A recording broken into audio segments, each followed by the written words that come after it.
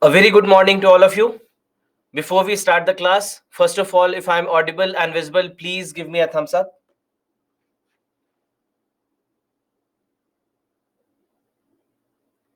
All right, wonderful, wonderful. So, today let's begin with our session. We'll continue from where we left yesterday. We had studied, we had understood some of the key areas, the basic concepts of nuclear energy, and we understood what is nuclear fission, what is nuclear fusion, what is radioactivity, and all these kind of aspects is something that we had done in yesterday's class. Now, to continue from there, I'll first tell you what exactly we are going to do in today's class. What are the areas, what are the topics that we are discussing today? First and foremost, we are going to start with the leftover portion of nuclear technology, where we'll discuss about nuclear reactors, India's nuclear program, nuclear applications, and so on. These are the areas that we are going to discuss first.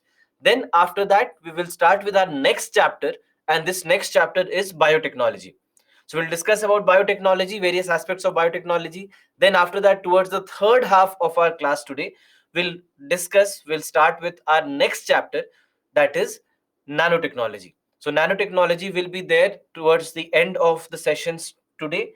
And then after that, towards the end, if time permits, we'll also have a discussion on robotics and artificial intelligence. So these are the things that we will try to cover in today's class. So let's begin with our sessions. Now, so the very first thing, okay, there are some couple of questions that you have asked. So just let me address them and then we'll move forward. What should be our strategy after listening the lectures and the book that you've provided, and can we read this year's prelims value addition? So my suggestion, I mean, if you're preparing for the next year's examination, that is 2024, then my suggestion would be that just follow these lectures, and after that keep adding on the current affairs over the next 1 year.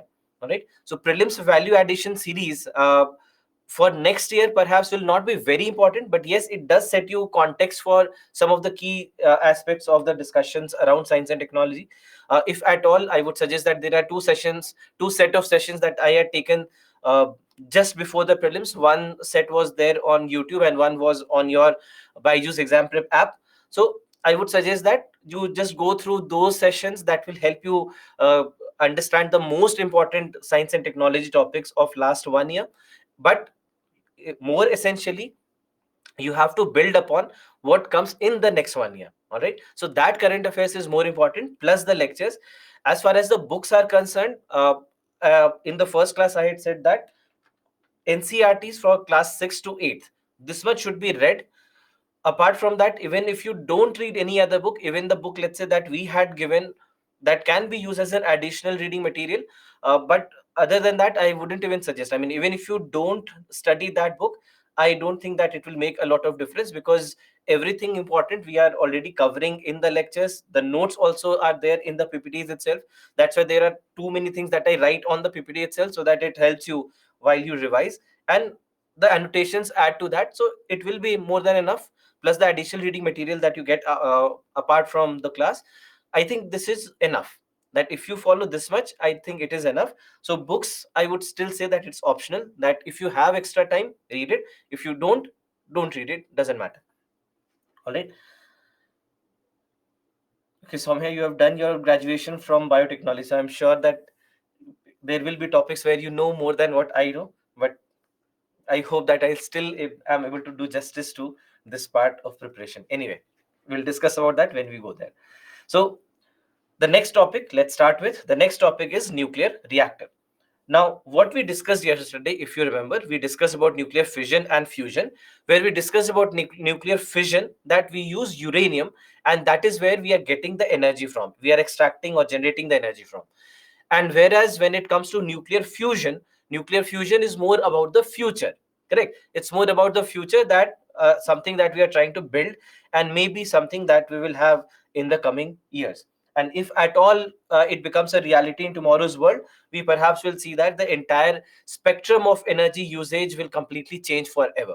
Correct. So this is basically how we look at nuclear fusion. So nuclear fusion is future. So that's why when we are when we are talking about the reactors, the nuclear reactors, these nuclear reactors are nuclear fission reactors, right? These are nuclear fission reactors. So let's understand what we mean by a nuclear fusion reactor, or how exactly does a normal reactor work. The picture that you have on your screen is a simple line diagram of what a nuclear reactor looks like. Now, when you look at the various parts of this nuclear reactor, try to understand some of the key areas and what their functions are in the context of any nuclear reactor. So first and foremost, we have this part called as the core of the reactor. The core of the reactor is the part where all the nuclear fission occurs. All right, this is the area where the actual reaction takes place. So that is the core. Now this core, if you see, there is a reflector. So this reflector is like a wall that is all across the core. All right, which is all across the core. Then in that case, what we understood is that this reflector will be required so that whatever energy is being produced, all the particles which are being produced, they do not escape the reactor. All right, so because what happens is that when you talk about this reaction, if you remember, we discussed about nuclear fission yesterday, and we discussed that the uh, while the uranium nucleus breaks, it breaks into two nuclei, plus releasing a lot of neutrons, releasing some gamma rays, etc. Now these neutrons, gamma rays, even beta rays, etc., which are produced in this reaction, they can be very dangerous because they carry very high energy. And that's why if there is anyone who comes in contact with it, if somebody gets exposed to a lot of gamma rays or neutrons, etc., it can be life threatening for them. So that's why we need to ensure that any particle that is there in the core while the reaction happens does not escape out of the core. To ensure that the particles do not escape out of the core, we have this reflector. And that's why this reflector will ensure that everything remains intact inside this reactor. So that's a reflector, or something which can be called as a wall, or wall also made normally of thick concrete sheet or thick steel sheet. Then in that, so that it can stop anything from going outside. So that is the reflector, which is like a wall. Then after that, we have the control rods. Now control rods also play a very major role. Control rods, in a manner, they are the controlling factors in this particular reactor. Because in the reactors, if you remember, we discussed that every step there are three extra neutrons being produced, correct? Three extra neutrons, three leading to 9, 9 leading to 27, 27 leading to 81 and 243 and so on, correct? So now these many neutrons can be devastating for the reaction. It can go uncontrolled. So whenever that happens, when we think that the number of neutrons that we have in the participating reaction is more than what is required, if there are extra neutrons in the system, then these extra neutrons will be absorbed by the control rods, right? These extra neutrons will be absorbed by the control rods. So this is how we'll see that the control rods will just absorb anything that is extra in this particular scenario. So now what happens is that control rods, that's why, will ensure that a sustained controlled chain reaction is set up for a long duration. Then after that, we have the role of a coolant. The role of the coolant will be to carry the heat, to carry the heat from inside the core to the secondary side of the reactor, where again the same, if you remember what we discussed in the Rankine cycle, the same Rankine cycle, similar setup is something that we observe here as well. That first and foremost, you see that there is this coolant. Now coolant generally will be water. So what happened in coal fired thermal power plants, that water came in contact with all the heat that was built up because of combustion of coal. Water comes in contact with coal, water gets heated, converts to steam, steam goes to turbine, from their condenser, from their pump, and back to the reactor. So something similar is going to happen here as well, that we'll see that first and foremost this coolant will come from the reactor and it will be carried on to the secondary side of the reactor where you have the turbine. And as soon as it goes to the turbine, this is where we see that the conversion into electricity will happen. So as soon as the generation of electricity happens with the help of all the alternators that we have there, we see that this steam now will move to the condenser. and this condenser will ensure that the water that was in the steam form again gets converted back into water. And as soon as that happens, we know that there again will be a pump, and this pump will again pump back the water, or pump back the water into the reactor, and then again water comes in contact with uh, the heat generated by the nuclear reaction, and then again this continues. So that is the role of coolant, basically to carry the heat from the primary side of the reactor to the secondary side of the reactor. Then again, what we see is there is one more part which is actually mixed in the core itself, and this part is called as a moderator. This part is called as a moderator. The role of a moderator is to slow down the fast moving neutrons. All right. So just remember that there are two controlling factors, and it's all about controlling the neutrons in any way possible. So first is the control rods. What will control rods do? They will control the number of neutrons in the reactor. That if the number of neutrons is more than what's required, then the control rods will be inserted, and they'll be trying to take away the extra neutrons. And the second controlling factor will be the moderator, and the role of the moderator is to slow down the fast moving neutrons. All right, to slow down the fast moving neutrons. So all the neutrons which are moving at a faster pace, with faster neutrons, it's little more difficult for us to carry the reaction. All right, with the neutrons is, if the neutrons are very fast, then the reaction cannot be optimized. So to optimize the reaction, we have to use the moderator. So that's why moderator will be used, so that fast neutrons can be slowed down. So that's why these are two controlling factors. Just to repeat again: one, control rods to control the number of neutrons, and then the moderator to control the speed of the neutrons. All right, so just remember in short that they control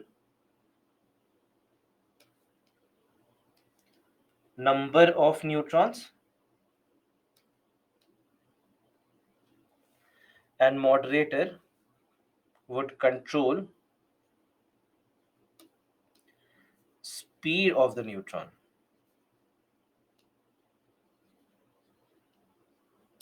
So this is how we see that these two become the controlling factors in any given reaction.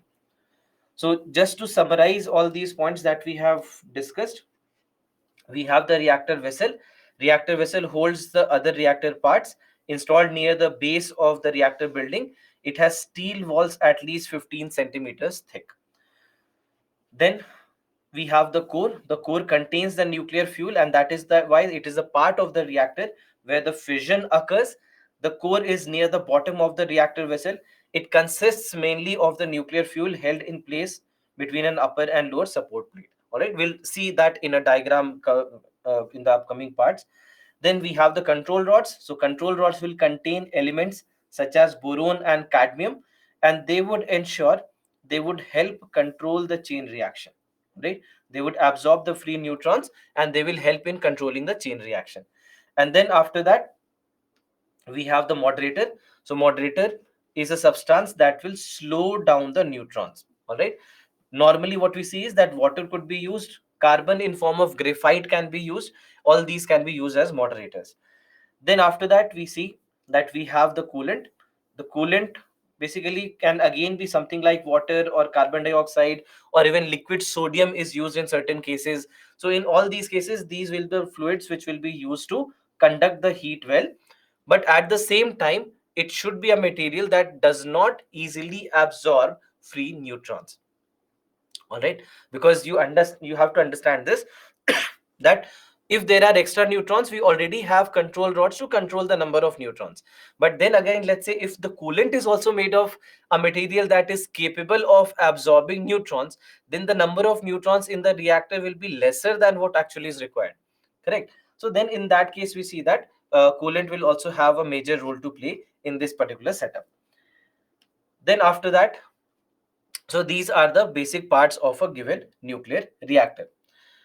Now, when it comes to these nuclear reactors, there are various different types of nuclear reactors that are used all over the world. Now, there are a lot of different reactor types. We don't really need to know about each and every type of reactor, but there are certain reactors which are very important. So we will basically try to study about these important reactors, and these are the reactors which are actually being used in India. All right, which are being used in India. So we are not really concerned about the reactors that we have all across the world. We are more concerned about the different types of reactors that India has been using. So let's try to focus on that, and what are the different types of reactors that India has. The first reactor that we use in India is a pressurized heavy water reactor. Pressurized heavy water reactor. Now, when we say pressurized heavy water reactor, understand the meaning of pressurized heavy water reactor. So let's look at this diagram first. That what exactly do we see in a pressurized heavy water reactor? The basic line diagram remains the same. The basic line diagram remains the same. That this part is the core. So this part, you can say, this part is the core of the reactor. All right. This part is the core of the reactor, and from the core of the reactor we see that from here on there is a steam generator, and then again there is steam that is being carried out of the steam generator. So what exactly happens here? Just have a look at it. So we have this reactor called as the pressurized heavy water reactor. Now, what exactly we are doing is that there are two things that you should see here and understand the meaning of these two. One, the word pressurized, and second, what is heavy water. All right.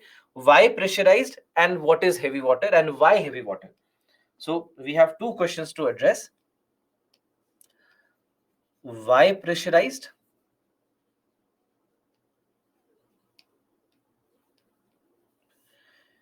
And second question will be why heavy water. Right? Why pressurized and why heavy water? So now, so when we are saying that it's a pressurized heavy water reactor, it simply means that the entire vessel or entire core of the reactor plant is at very high pressure. All right, at very high pressure. So this entire segment works at very high pressure. There are pressure tubes that we have, and these pressure tubes will ensure that this entire process is being carried out at very high pressure. Now, why high pressure? If you remember, we had discussed this in geothermal energy power plants also, when we had discussed about the second plant, which was the flash tank, or the flash steam power plant. So in that we had discussed that there is a high pressure that we maintain there, and by maintaining high pressure, what do we do? By maintaining high pressure, we just ensure that water still remains in its liquid form even at high temperature.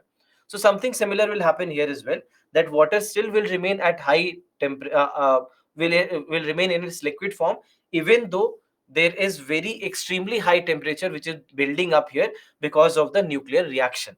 And this water then will be carried on to the steam generator. From there on, steam will be generated. What is the idea behind this? Why exactly do we do that? To increase the efficiency. We are able to increase the efficiency of the entire process. We are able to carry more heat in that liquid form as compared to if it was in its gaseous form. So that's why, to carry more heat into the secondary side of the reactor, or it towards the turbine, we would be using very high pressure. So so to answer the first point, why pressurized? At high pressure,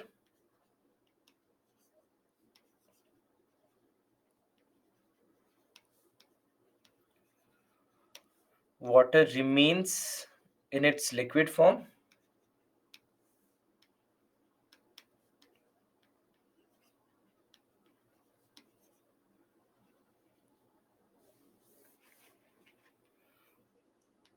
and could carry more heat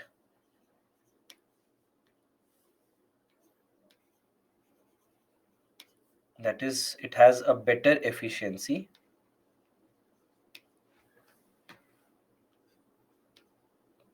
compared to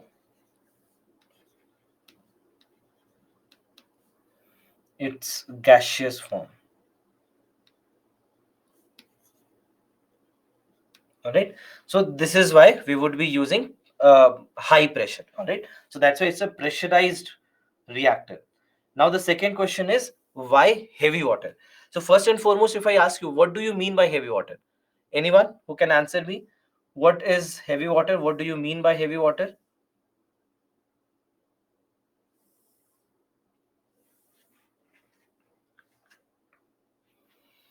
Yes, D2O. Lokesh, you are correct. Higher isotopes of hydrogen used. Perfect. So deuterium is being used, right? So D2O. So as you have all mentioned here, what is heavy water? What is heavy water? Heavy water is D2O, meaning that you are using deuterium, correct? This is deuterium based water. All right, this is deuterium based water. So now, because it's a deuterium based water, it means that, okay, you will get to the answer. You will get to the answer by yourself, that why we are using heavy water. What is the difference between hydrogen and deuterium? What is the difference between hydrogen and deuterium? Just think. We just saw that yesterday. What is the difference between hydrogen and deuterium?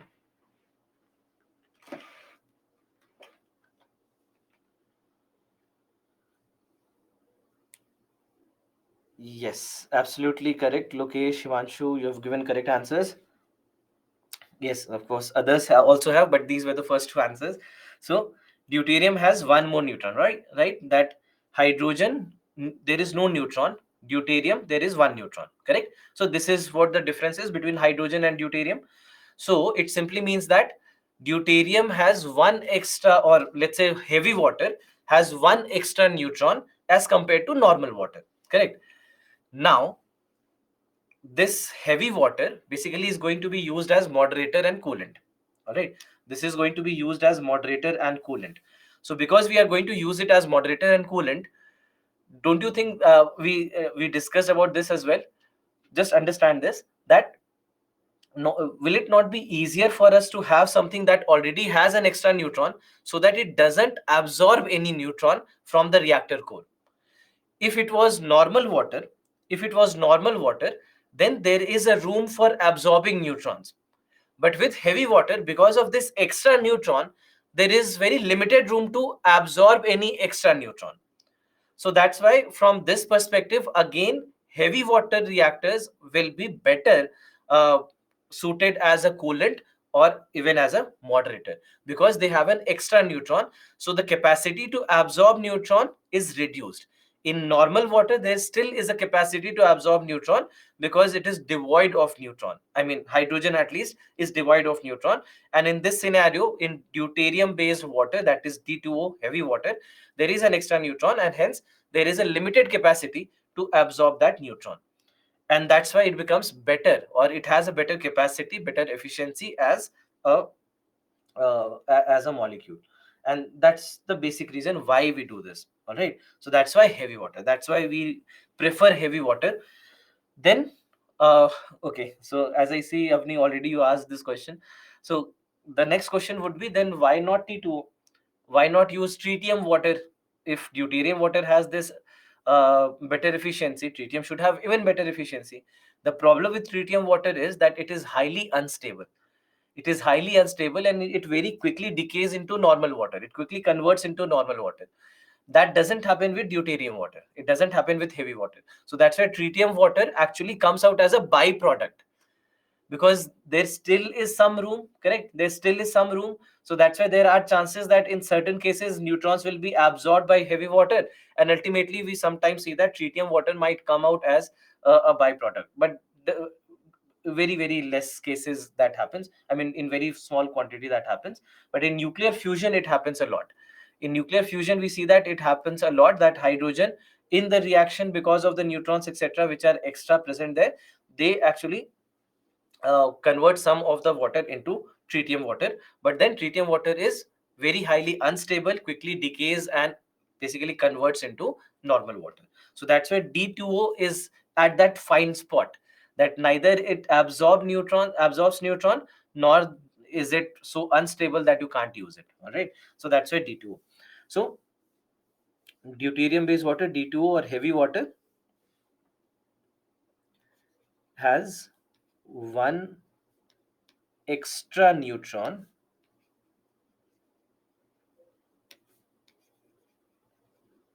one extra neutron than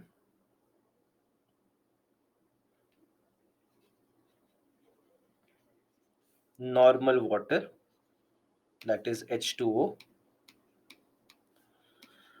Thus,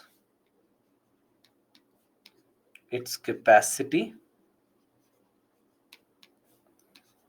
to absorb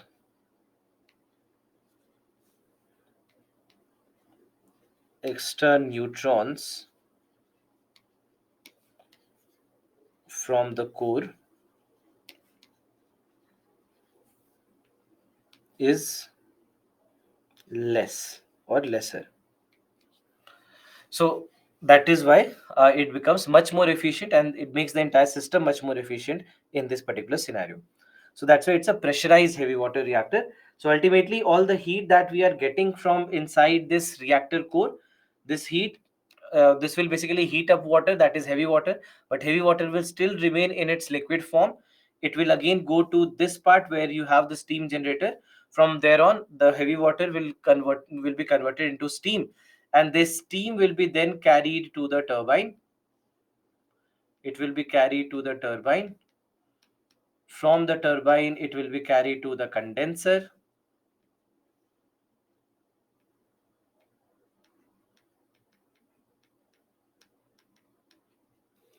And from the condenser, it moves back to the pump. And then we'll see that this heavy water will move back to the reactor. So the steam, here also you have the steam, and this is where you have the steam converted into heavy water. So this is how we'll see that this entire movement will happen in case of pressurized heavy water reactor. Now, pressurized heavy water reactor is the most common reactor design in India and also across the world. In India, out of 21 reactors that we have now, there are 18 reactors which are pressurized heavy water reactors. Apart from that, there are 2 or 3 reactors which are different. But so most of the reactors that we have in India, all these reactors are pressurized heavy water reactors. So this is basically what we see, and that's why this is the most common reactor design, most widely used reactor design all across the world. But then, when it comes to pressurized heavy water reactors, there is one thing that you must know, that this is also the most dangerous, or let me put it in this way, most unsafe reactor design as well. The chances of accidents in case of pressurized heavy water reactor is higher as compared to the other reactor designs in the world. So that's why there are many safety features that are introduced along with the pressurized heavy water reactors, so as to ensure that no accident happens, right?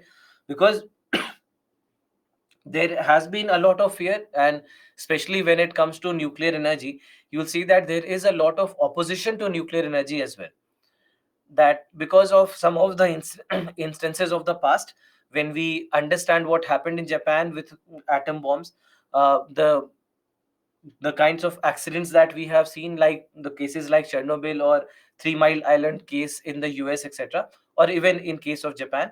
So in all these cases, we have seen nuclear accidents, we have seen how dangerous it can become, and because of that, we see that there is a lot of opposition as well to nuclear reactors and any kind of nuclear setup. And you'll see that always there will be uh, a lot of protest, etc., also that happens against nuclear reactors. And in that given context, the pressurized heavy water reactor is the most unsafe design because of 2 reasons. First, the high pressure, the very high pressure that we are using in pressurized heavy water reactors, that forms one of the biggest challenges here. because it makes the entire setup very, very unsafe, very, very, you can say, unstable also. And there are a lot of safety features that are introduced to ensure that there is nothing that goes wrong. And even if in cases of anything going wrong, there are a lot of safety features that tries to ensure that nothing negative impact is there. There is no negative impact on people who are living in the nearby areas. So that's why one of the, you can say, the riskiest design is pressurized heavy water reactor. So this is one problem, basically the pressure, the very high pressure that we are maintaining here. The second problem with pressurized heavy water reactor is its byproduct. The byproduct in pressurized heavy water reactor, meaning that when the reaction ends, the byproduct along with the heat is plutonium. And this plutonium is also very dangerous because plutonium can be weaponized. Plutonium can be weaponized very easily. Plutonium is one of those substances that many of the countries they take out of their reactors. I mean, after the reaction is done, and they use it to produce atom bombs. They use it to produce nuclear weapons. So that's why that also makes pressurized heavy water reactor very dangerous, because it is automatically giving something that can be used as a weapon. So that is why there are treaties like nuclear non-proliferation treaties, because these are treaties which will help in controlling these kind of incidents all across the world. So that's why there are so many signatories of these kind of treaties to ensure that the country, any given country, does not misuse whatever nuclear power generation or whatever nuclear power is being generated for civil purposes, for electricity generation. So that's why pressurized heavy water reactor can become dangerous, because first of all high pressure, and secondly because of the byproduct, that is plutonium. Now here there was one very interesting fact also. uh, so right now, and we'll discuss about this in the coming slides as well, that India has been working on other designs also. Some of the designs that India has been working on, these are designs which are very safe designs.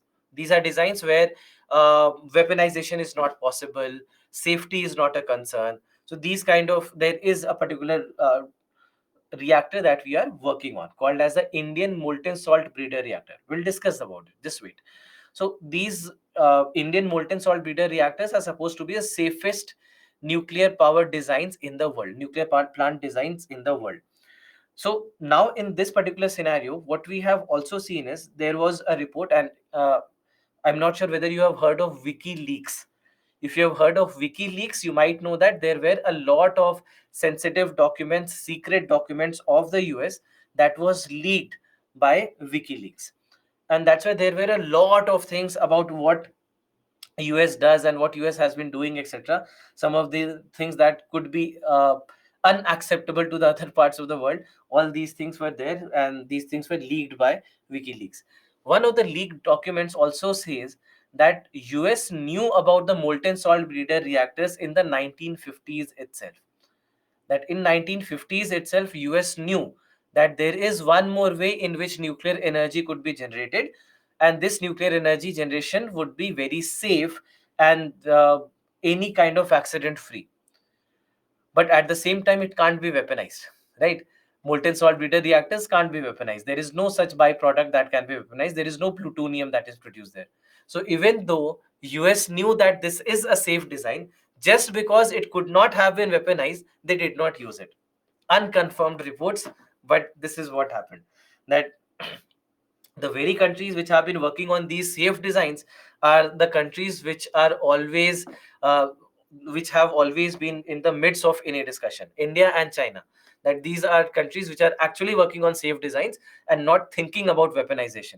But US, even knowing that there is a safer way to generate nuclear energy, they did not really work on it, and they kept on working on the pressurized water reactors, because these pressurized water reactors would give them a lot of plutonium, so that they can keep making their atom bombs, they can keep making their nuclear weapons, while preaching others that you be a part of NPT, you be a part of nuclear non-proliferation treaty, use nuclear energy for civil purposes, electricity generation, while we will keep making bombs as for as long as we want. So unfortunate, but this is how the world politics plays many a times. So pressurized heavy water reactors, that's why there are two risk factors. There are two risk factors.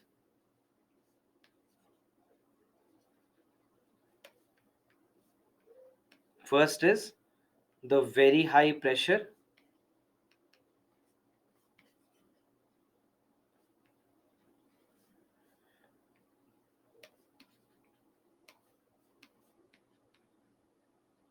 Very high pressure in the vessel, and then the byproduct.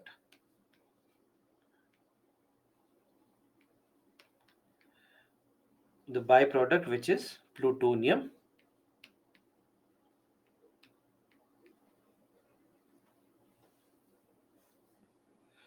where we know that it is possible to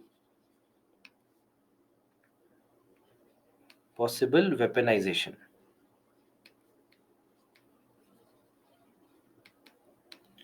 So that's why these are two risk factors when it comes to pressurized heavy water reactors. But at the same time, the problem also is that pressurized heavy water reactors are easy to use, and that's why the countries keep using it, because they also understand that it's easier to use pressurized heavy water reactors as compared to many of the other reactor designs. Then the other reactor that India uses is boiling water reactor. Now, in this case of boiling water reactor, the reactor design is a little simpler, because this time we are not using high pressure. All right. Here, a normal steel vessel with pressure will be used, but the very high pressure that we try to maintain in pressurized heavy water reactors, that will not be the case in boiling water reactors. India's first two reactors were actually boiling water reactors. So first two reactors that India worked on, or India started working with, were the boiling water reactors, and then after that we switched to pressurized heavy water reactors next. So that is what we see with boiling water reactors. Now, in case of boiling water reactor, as the name suggests, the water will boil; it will simply convert into steam, and that is what is happening here. There is no heavy water being used; normal water is used here, and this normal water again will come in contact with all the heat generated in the core, converts into steam. Steam is carried to the turbine. From there on, this is carried to the condenser, and then finally it will, through the pump, it will be again pumped back to the reactor core. So the first two reactors, as I told you, the first two reactors that India started working on were boiling water reactors, and later on we moved to pressurized heavy water reactors. And even about India, it is said that there was a reason that why India started uh, moving towards pressurized heavy water reactors, because we understood that this is the only way we could also start making nuclear weapons, because otherwise we could not ask anybody, because we were not a part of any nuclear treaties. So it would be very difficult for us to get anything which is weapon grade, to get any material that can be weaponized. So then there was this thought process that there are if we start working on our own pressurized heavy water reactor, the byproduct will be plutonium, and we can start making nuclear weapons from there. So, but unconfirmed reports that this was happening in 1960s and early 70s in India, that we started working on our own pressurized heavy water reactors, so that we also could weaponize, we could also make nuclear weapons. So that is basically what we see in case of these reactors. So this is the second reactor. The third reactor that India is working upon is fast breeder reactor. Now, understand what we mean by a fast breeder reactor. So, in case of a fast breeder reactor, again, there are two words. So, understand the meaning, just break it down and you'll understand what this reactor is about. You have fast breeder reactor. Fast. Why the term fast? Because this time we are not trying to control the speed of the neutrons. What is the part that controls the speed of the neutron? Which is that part? We just discussed about this. The moderator, correct. So the moderator basically does what? It will control the speed of the reactor, sorry, speed of the neutron. So if we don't want to control the speed of the neutron, what do? Don't use the moderator.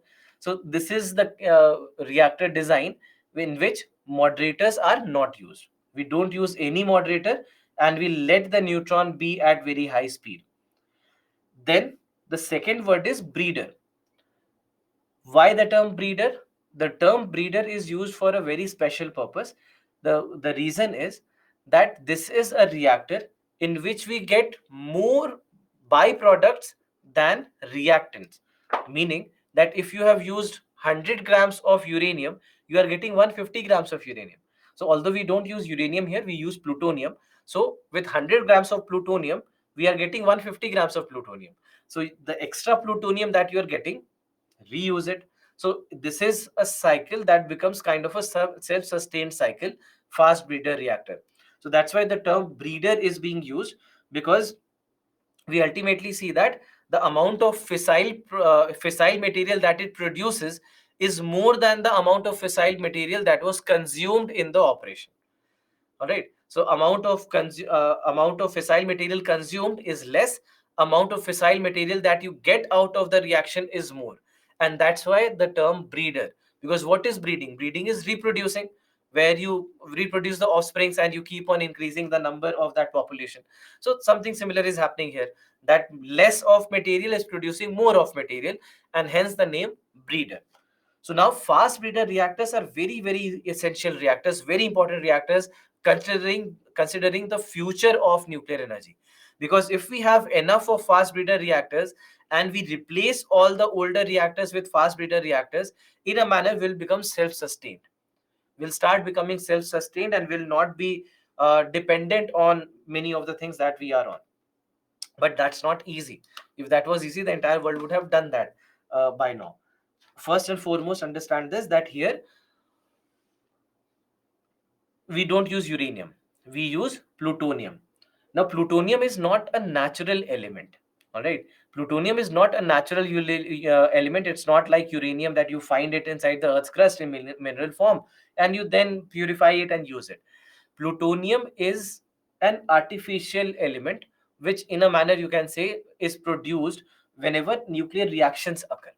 So whenever fission occurs, this is where we see that plutonium actually comes out as a byproduct. So fission of uranium will lead to the production of plutonium. So unless we have done good amount of work with uranium, we can't really work with plutonium at all, because we will not have sizable portion of plutonium to work with. So that is why the problem with fast breeder reactors, that fast breeder reactors generally work on plutonium. So that also makes it very difficult to work with. So that is one major problem when we see fast breeder reactors. Also, we see that there are some safety concerns as well. So uh, overall what we see is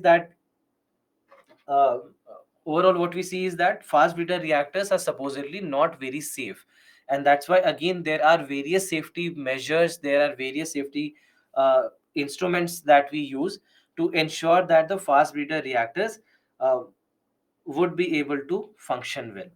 So as of now, when it comes to India, we have had two fast breeder reactors.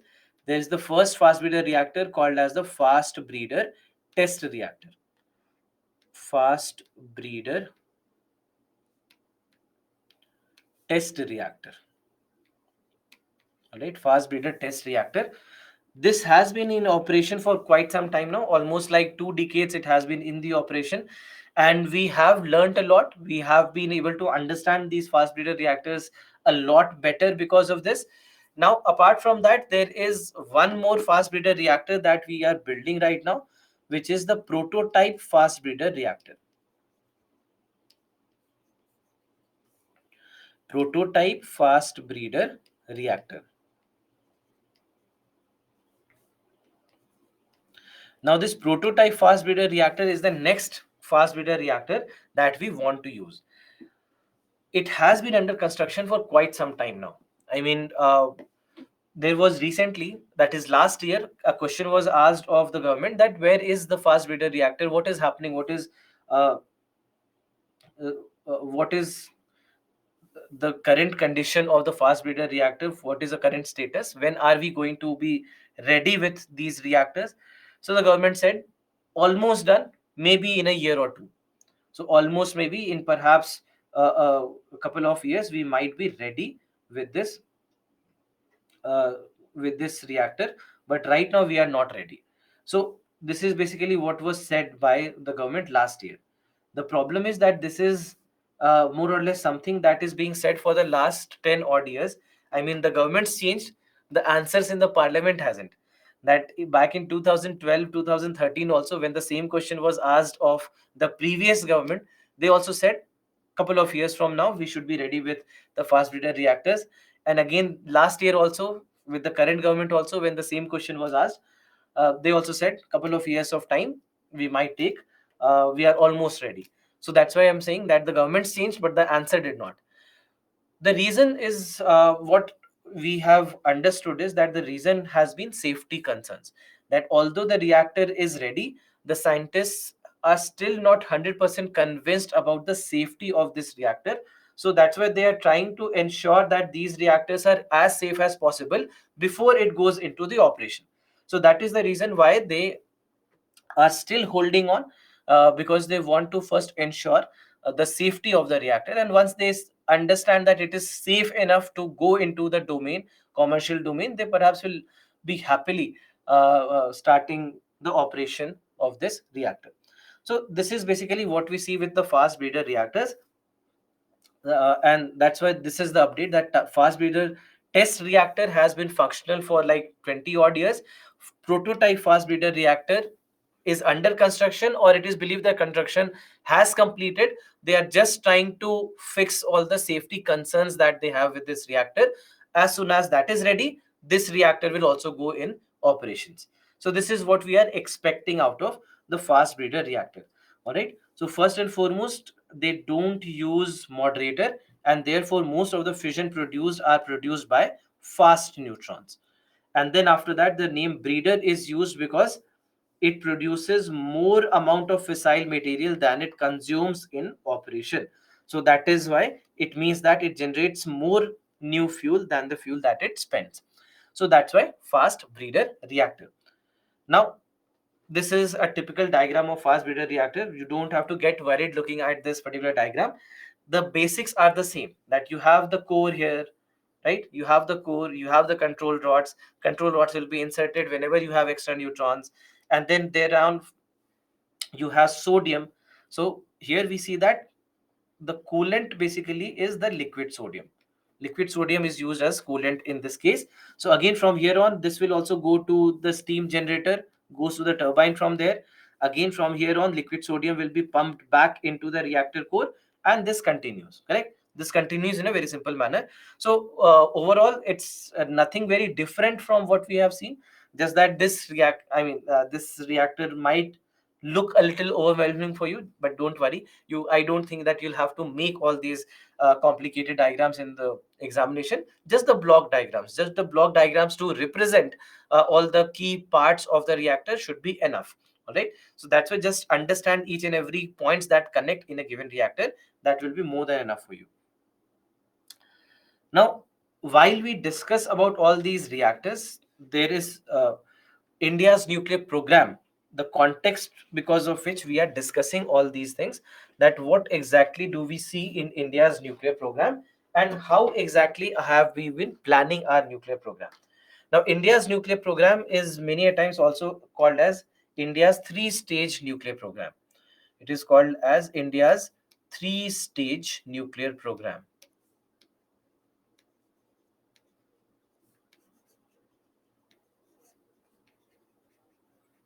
India's three-stage nuclear program. So now, overall, what happens is that, uh, just understand what we have done. We discussed about pressurized heavy water reactors. We discussed about fast breeder reactors.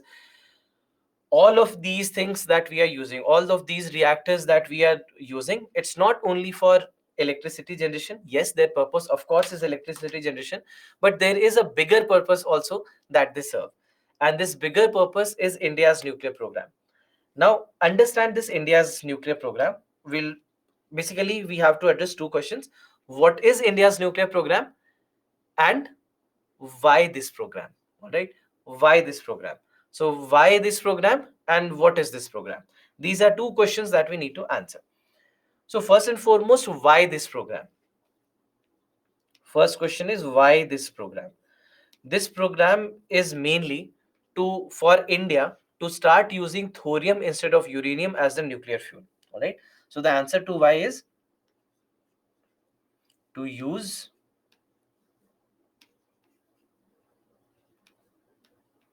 thorium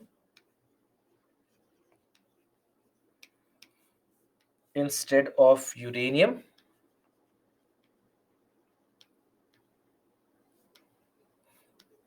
as India's nuclear fuel. All right. To use thorium instead of uranium as India's nuclear fuel. Why thorium? Why not uranium? The answer is we have very limited amount of uranium reserves. All right. There are only few parts in the country which have uranium reserves in India.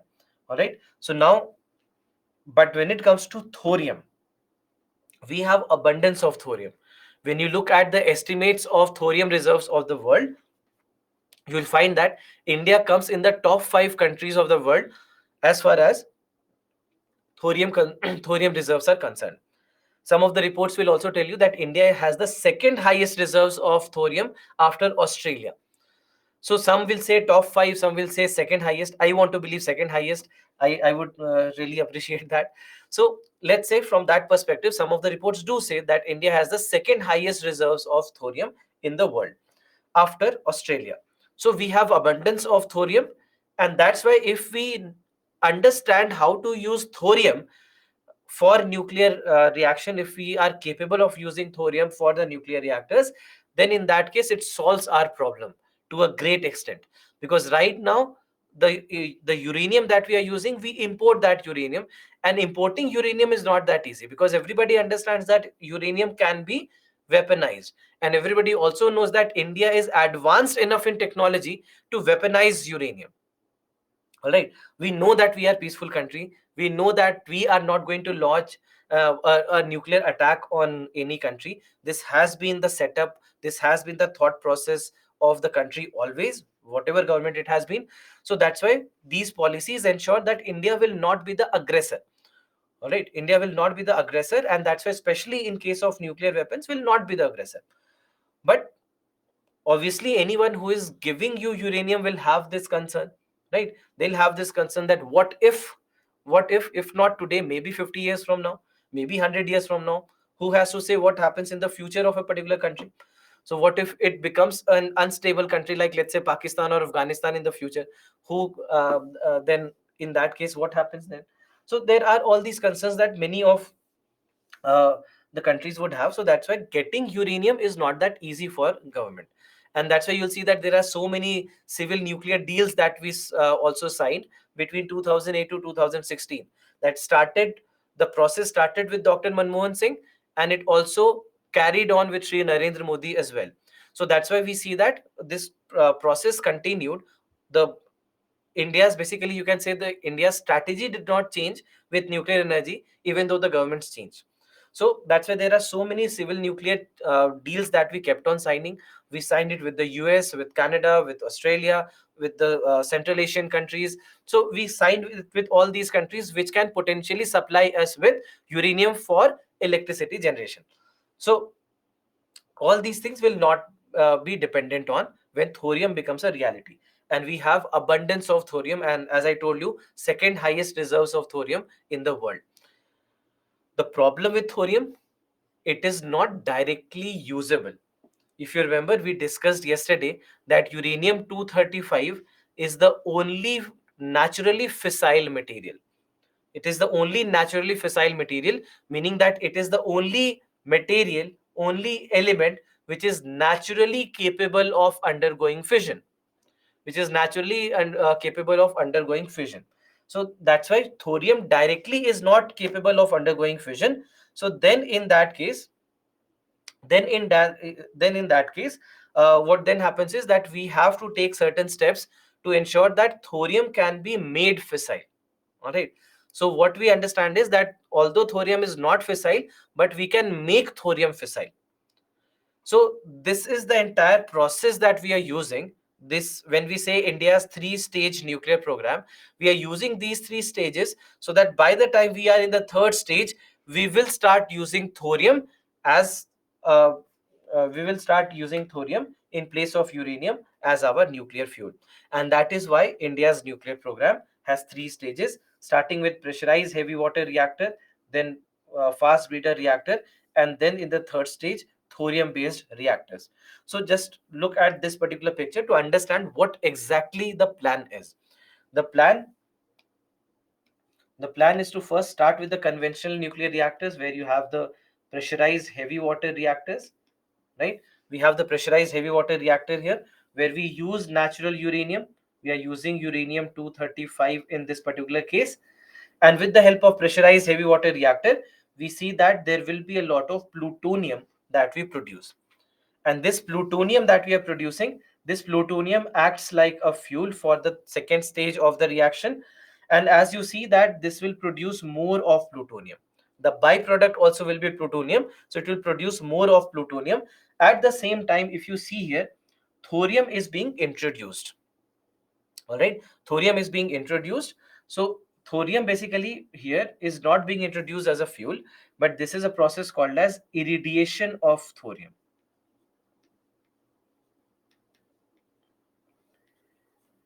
Irradiation of thorium. So irradiation of thorium basically is that thorium is being passed through radiations, meaning that alpha particles, beta particles, gamma particles, etc. It is being passed through uh, radiations, and this basically converts thorium into uranium 233. So this uranium 233 and thorium cycle will be used in stage 3, where you have the thorium reactors, and it will keep on producing more of uranium 233. So in a manner, this is also going to work like a breeder reactor. This is also going to work as a breeder reactor. And when we look at the estimates of how much energy will help us produce how much of energy, the estimates say that with 30 years of operations in stage 1, with 30 years of operations in stage 2, will be able to produce enough raw material to have 500 years worth of energy in from the third stage. And that is the reason why we have planned these three stages, because by the time we are in third stage, we will become self sufficient in nuclear energy. So that is the whole idea why three-stage nuclear program. So that's why this is the beauty of the India's nuclear program. And just imagine that this is something that was designed. This entire process was designed and defined in 1960s itself. In 1960s, we had some wonderful scientists working for India, and one key name in India's nuclear program was of Dr. Homi Jahangir Bhabha. And Dr. Homi Jahangir Bhabha was a strong, you can say, supporter of nuclear energy. And even though that was also the time when the world was trying to keep away from nuclear energy was very, very controversial at that point of time. Still, what we saw was that he used to he was one of the advocates of nuclear energy for electricity generation. Strongly, he believed that India will have to take these kind of steps, because we cannot always rely on coal. We have to move away from coal. There were no options of solar energy, wind energy, etc. back then. So nuclear energy looked like a very important replacement for coal and petroleum. And he was a firm believer of the fact that nuclear energy could change India's landscape of energy, and hence he was a strong advocate of nuclear energy for India. and and in 1950s and 60s, he had become one of the most important voices uh, in India scientifically, especially when it comes to the scientific setup. He, along with some of the other scientists of the time, they were very, very crucial. Whether it is the first two scientists who were very crucial from ISRO's perspective as well, whether it is Vikram Sarabhai or Satish Dhawan, all these scientists were very, very crucial from the perspective of the initial phase of development, of scientific development in India. And that's why there has been a lot of controversy also around Dr. Homi Jahangir Bhabha, because he only is also believed to have started working on India's nuclear weapon program as well. That after the 1962 war and 1965, he was a firm believer that India will have to start weaponizing quickly and be, at least seem to be strong in the world arena. So that's why from that perspective he also seemed to be aggressive. But if you look at things, if you look at how the things had spanned out in the first 20 years after our independence, that we have fought three wars just after independence: 48, 62, and 65. Economic condition of the country was not that great. There was a condition in 1965-66 where even our food production was very low.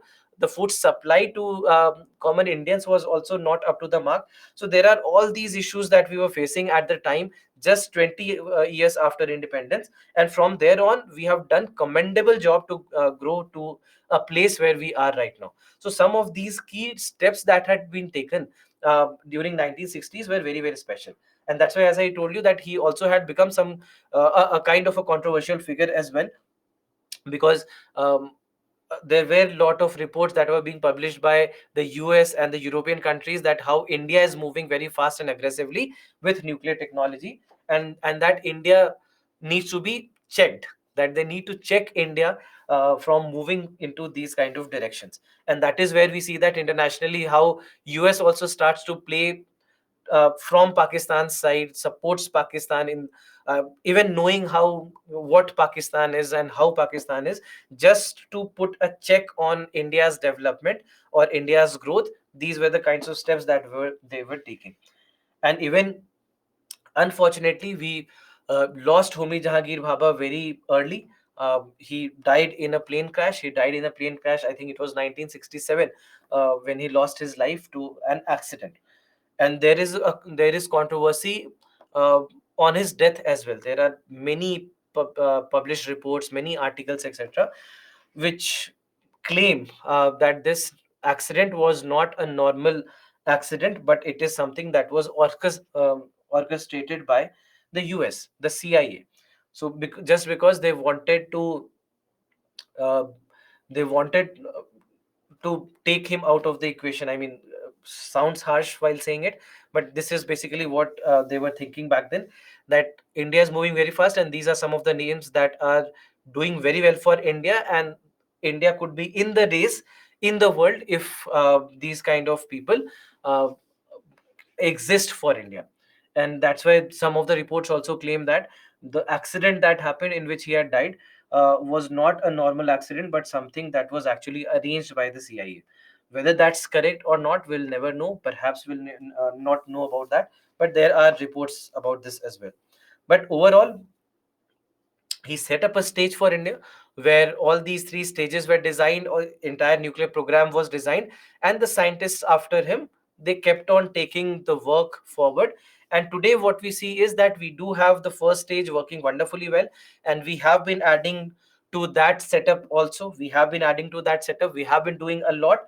Stage 2, although test reactor has been working for quite some time now, I'm hoping that the prototype fast breeder reactor is also ready as soon as possible, so that we can start our journey towards the third stage of the nuclear reactor, where you have thorium based reactors.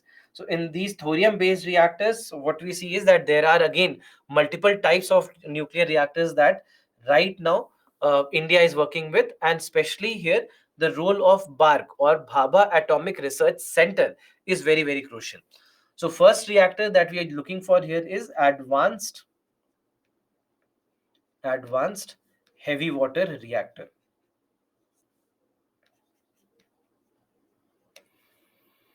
Advanced heavy water reactor is the first reactor which is thorium based, and then the second one what we discussed about is Indian molten salt breeder reactor.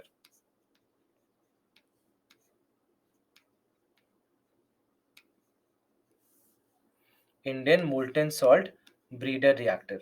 So these are two reactors which basically will work in stage 3. These are two reactors which will work in stage 3, and both of these reactor designs, they basically are being worked upon. That we see that advanced heavy water reactors are also under construction, and Indian molten salt breeder reactor is also under construction. Not only under construction, rather it is up for testing. If you see a couple of months back, the first pilot project with Indian molten salt breeder reactor also has been taken up, that they will start constructing a 5 megawatt plant with Indian molten salt breeder reactor very soon. So that's why we see that this is where we now are stepping into stage 3 of India's nuclear program. So ultimately, this is basically what we see as the setup of India's nuclear program. Now, so what we basically see is that the first stage is in the commercial domain. NPCIL basically looks after the design, construction, and operation of these nuclear reactors. There are 18 such reactors that are operating in India right now. The second stage of the program is basically about the fast breeder reactors, as we discussed. So initially, we have the fast breeder test reactor, and then after that, we are also working on prototype fast breeder prototype fast breeder reactors. So in this manner, we see that we actually have been working on India's nuclear program. The third stage, when it comes to the third stage, we see that the third stage is basically about the advanced heavy water reactors, and Indian molten salt breeder reactors. Indian molten salt breeder reactors. So these are two reactors, and these are two reactors that we are trying to set up in this particular process of India's nuclear program, the third stage of India's nuclear program. So that's why these all things can be important from the examination perspective as well, that we might see that uh, some of these reactors will be in the news for one reason or the other. Especially when it comes to Indian molten salt breeder reactor, this can be a reactor design that is important. So just remember few of the points when it comes to this reactor. That first and foremost, the fuel that we are using here basically will be thorium, correct? This is where we'll be using thorium in this particular scenario. So overall, fuel will be thorium uranium 233 cycle. Basically, thorium will be introduced, it will be converting into uranium 233, and this is what we will be doing.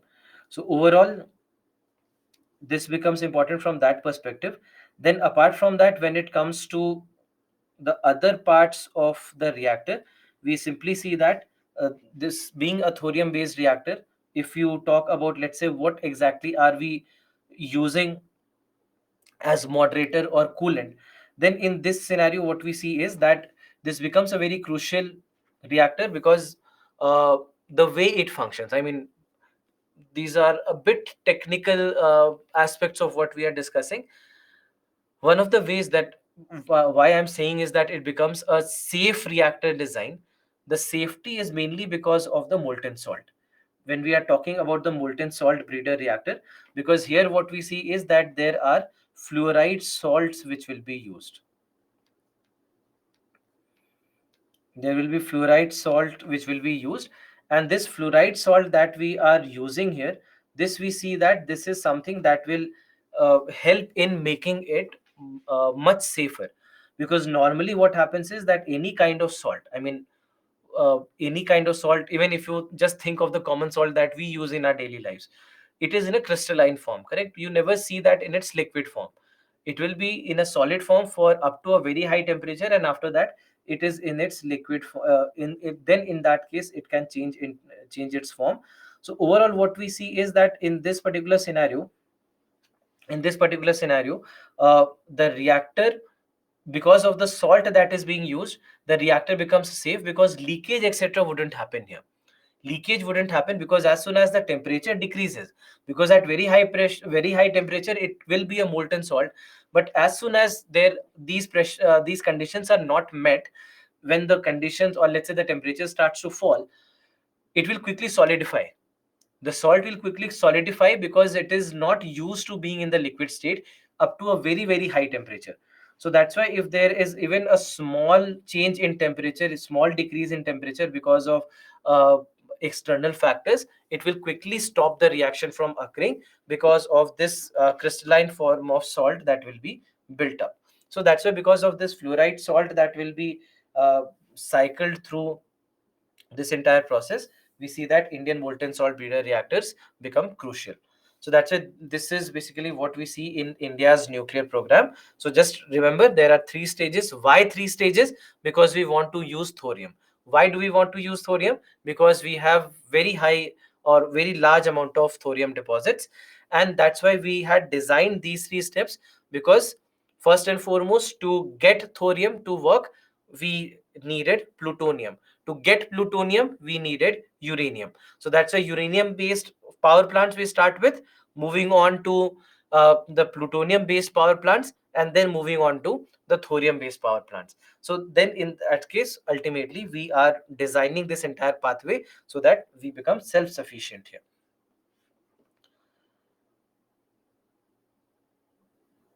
Now, overall, when it comes to, so any question here, I mean, if you have any questions, please let me know.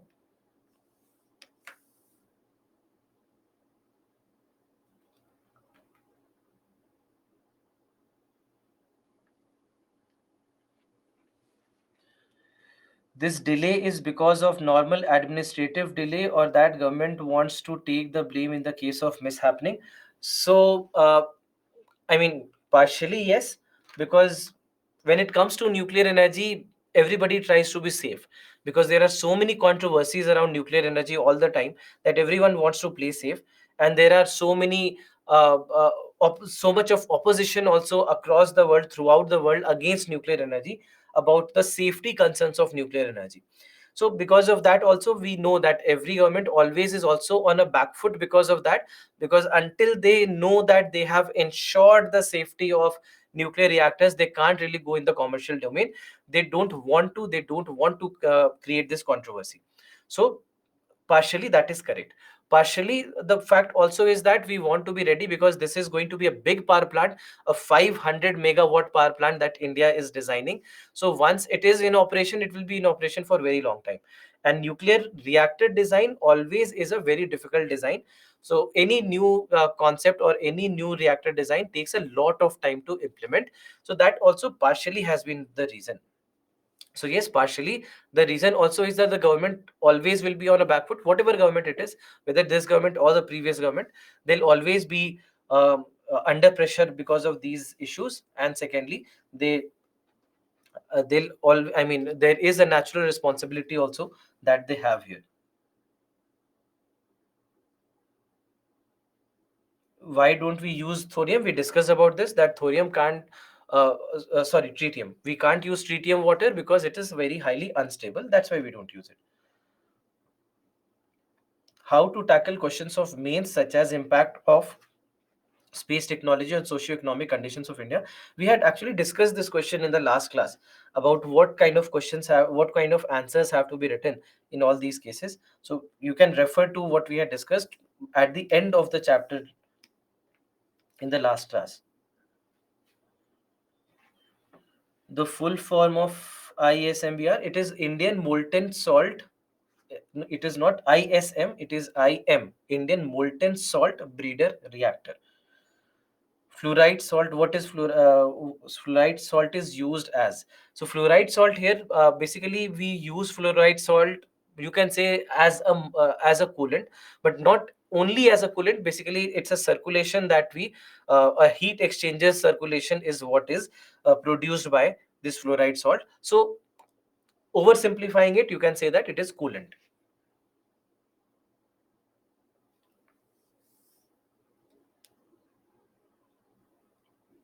Where are the reactors located? There are multiple locations in India where the location of all these reactors are. Some in Maharashtra, some in Tamil Nadu. You'll see that all these reactors we have over various different parts of the country.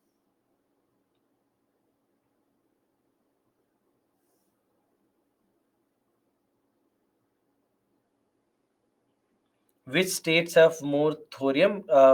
Largely, it is the southern coast, especially the western coast in Kerala, has the largest deposit of thorium.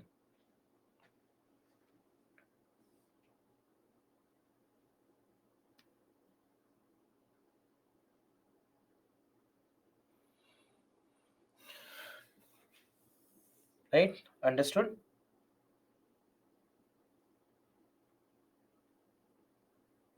Do we have a pressurized water reactor in any form? Yes, as I told you that 18 of our nuclear reactors they are all pressurized heavy water reactors. So 18 pressurized heavy water reactors, 2 boiling water reactors, and 1 fast breeder test reactor. So these are the reactors that we have right now in India.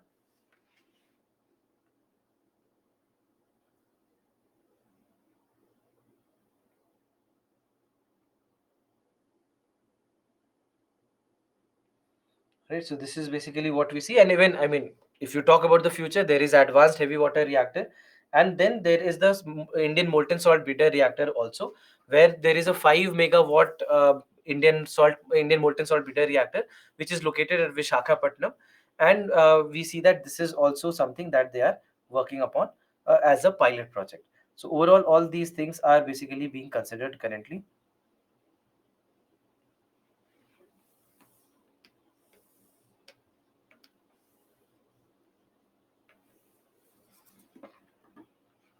All right. So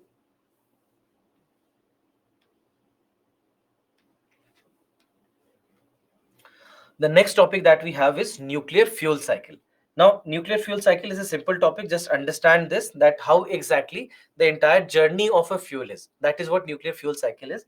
So now this nuclear fuel cycle is basically divided into two parts. We can divide into two parts. You can say that this is one part and this is the second part. That this part is called as the front end. This part is called as the front end, and this part is called as the back end, called as the front end and the back end. So now when we look at the front and the back ends, what we basically understand is front end is everything up to the reactor and back end is everything after the reactor. So this is basically how we define front end and back end of the reactor. So overall, the journey basically will start from mining. That mining of uranium will be done where we find uranium oxides, and these will be then converted into uranium hexafluorides. So uranium hexafluoride conversion is done so that the enrichment process could begin. So next process will be enrichment. So enrichment, what we do is from 0.7%, we increase it to 3 to 5% of uranium 235. Then from there on, fuel fabrication starts. Basically, we start creating fuel rods, etc., mixing it with some of the other additives. All these things are being done. Then after that, this goes to the reactor.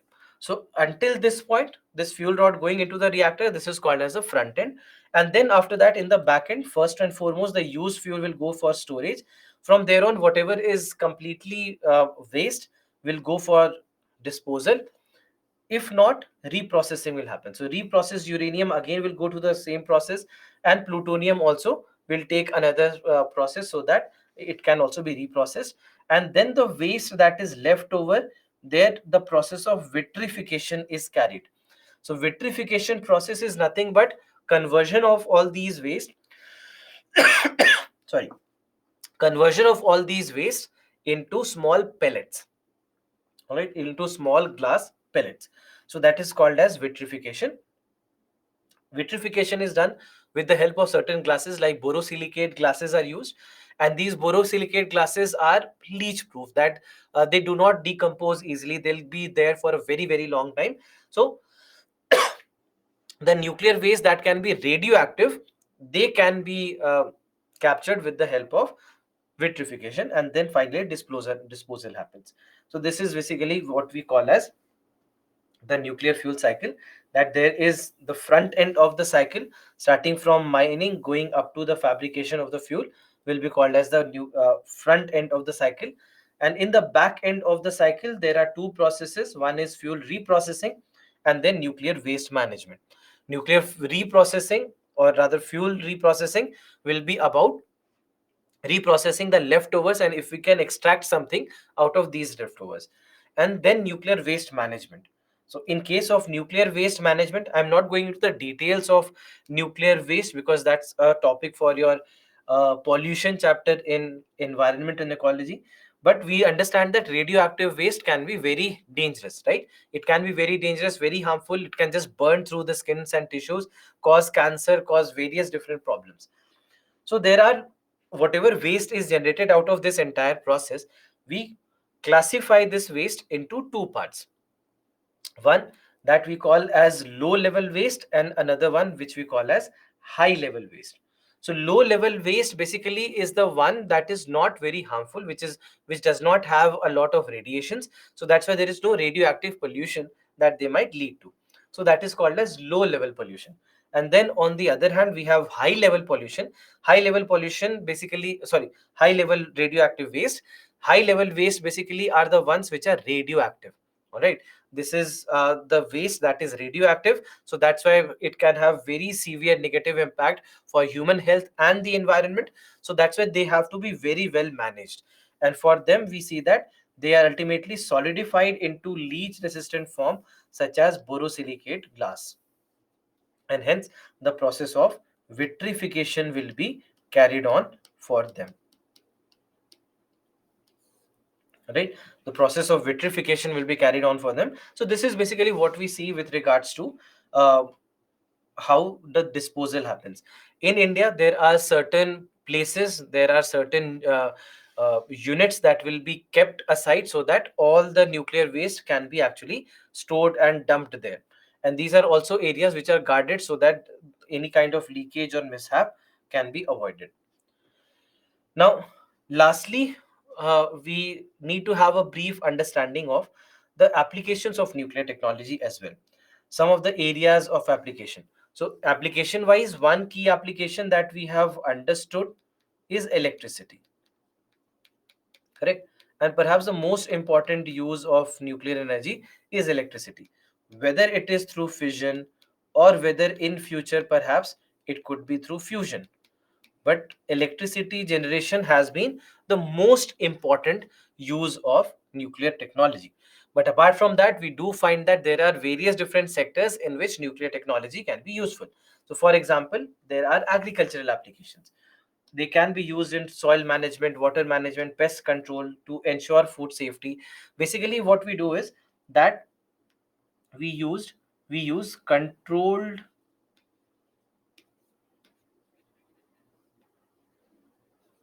amount of radiations, controlled amount of radiation. So basically what we do is that, let's say we have any food product, we have any water sample uh, in agricultural fields as well. What we basically do is that we use controlled amount of these radiations so that these radiations could kill any potential microorganisms or pests, etc., because they contain high energy. So that's why when introduced into these environments, they can actually get rid of all these microorganisms or pest buildup. So that is why, but controlled amount, because otherwise we know that in high amounts they can be harmful for the plants and anyone around it. So controlled amount of radiation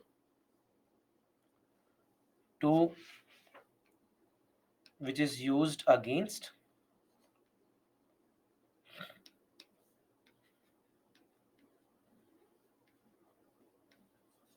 microorganisms and pests. So this is basically what we see in agriculture. Then there are some nuclear fertilizers also. There are certain fertilizers which are called as nuclear fertilizers. So they also become crucial. And nuclear fertilizers, especially in this case, nitrogen 15. Normal nitrogen is what? It is nitrogen 14, 7 protons and 7 neutrons. In this particular case, we have 7 protons and 8 neutrons. So now this nuclear fertilizer that we have as nitrogen 15, it is often also used to understand the optimum ratio of how much fertilizer to be used. That what is the absorption? We start to calculate the absorption rate of the fertilizer with the help of nitrogen 15. So that helps us in understanding what the optimized ratio is, so that neither are we using less fertilizers than required, because that will basically stunt the growth, and at the same time we should not be using more than what's required, because then that is harmful for the soil quality. So that's why we need to understand what is the optimum ratio or what is the optimum quantity of fertilizer to be used, and that can be calculated with the help of nitrogen 15. So that's why this is used to find, or let me write calculate,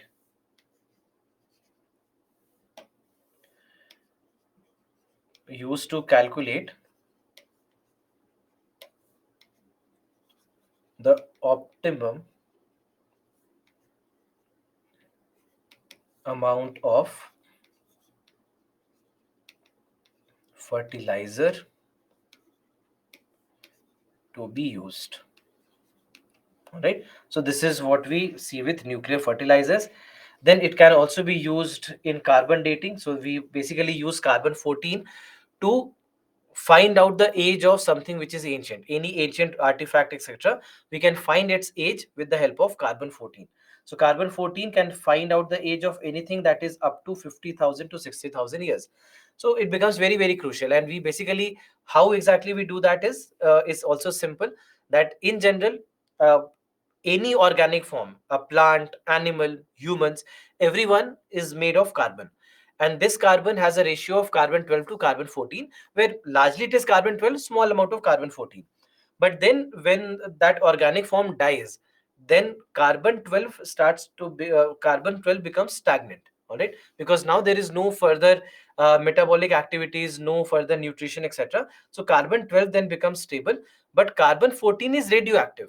So because carbon 14 is radioactive, it will keep coming, it will keep losing its material, it will keep losing its material, it will keep losing its mass. And there is this concept called as half life.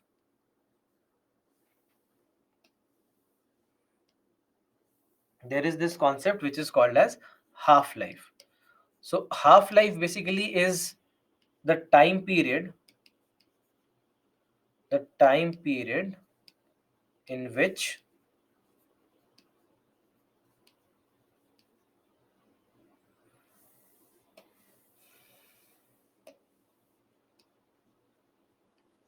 a radioactive element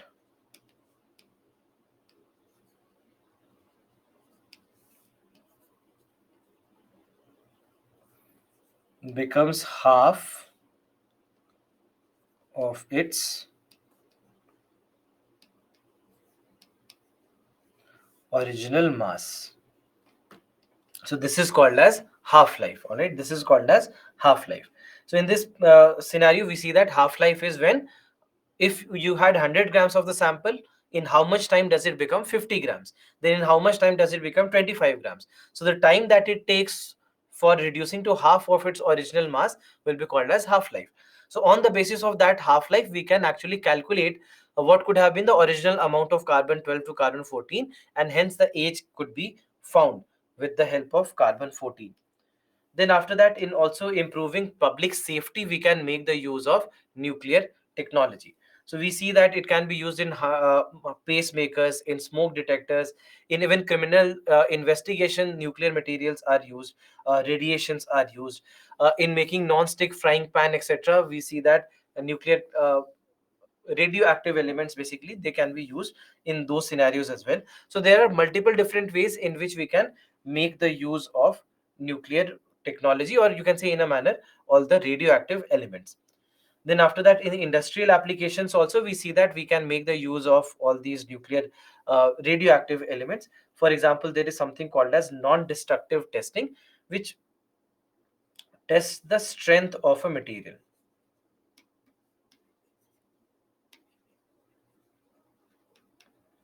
It tests the strength of the material, and that can be also done with some uh, radioactive elements. So that's why we see that in industries also it will have a lot of different applications. Then medical applications also goes without saying, that in medicine also it becomes very, very crucial. For example, we see that the radiations can be used in let's say when you talk about something like cancer. So in cancer also there is something called as chemotherapy. So in chemotherapy we make the use of radiations. The radiations are used to kill the cancerous cells. So there also we do see that it is used. And then there are some in radiology also there are x-rays also which can be used. So there are radiations that can be used in one way or the other. And then lastly, space exploration. In case of space exploration also, we see that nuclear technology can be used. For example, ISRO has been working on radioisotope thermoelectric generator, or RTG. So this is what we know that ISRO has been working on, which basically can help in providing power in your space missions, especially for the space missions which go away from the solar system or going away from the sun, then they cannot use solar energy efficiently. So then in that case you need to have a lot of fuel, and one of the ways to increase that efficiency of fuel is to use nuclear fuel, where RTGs are to be used. NASA already has been using the RTGs. Now ISRO also is building the RTGs. So that's why we see that radioactive plutonium, that is plutonium 238, is used in the RTG decay, and this is something that will be useful in generating power. So in space technology also we see that we can find the use of nuclear technology. So there are all these different ways in which nuclear technology could work. So just remember that nuclear technology does not only mean nuclear fission and nuclear fusion, but it could potentially also mean even things like how agriculture or food or medicine or space technology or industries etc could also make the use of radioactivity or radioactive elements. So this brings us to the end of this particular chapter, that is energy, a big chapter. As I told you that this is also a chapter that becomes very significant from examination perspective. Now, the next chapter is biotechnology, but let's take a break before we move forward with biotechnology. Right now, the time is 11:35. Let's take 10 minutes. Let's be back by 11:45, and we shall start the next chapter, that is biotechnology.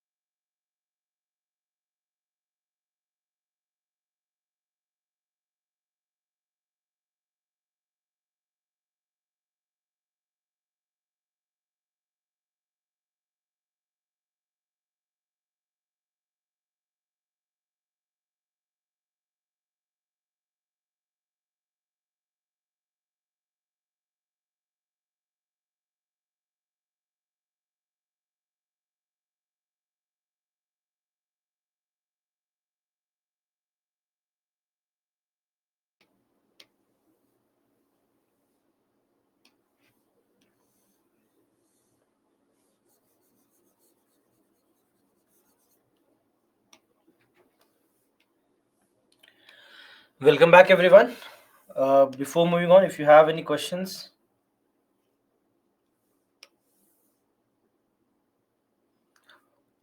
what kind of waste Japan is releasing? Okay, the controversy, if you're talking about the controversy, is about the nuclear waste water that they are. It's water mainly. It is radioactive water that they're releasing.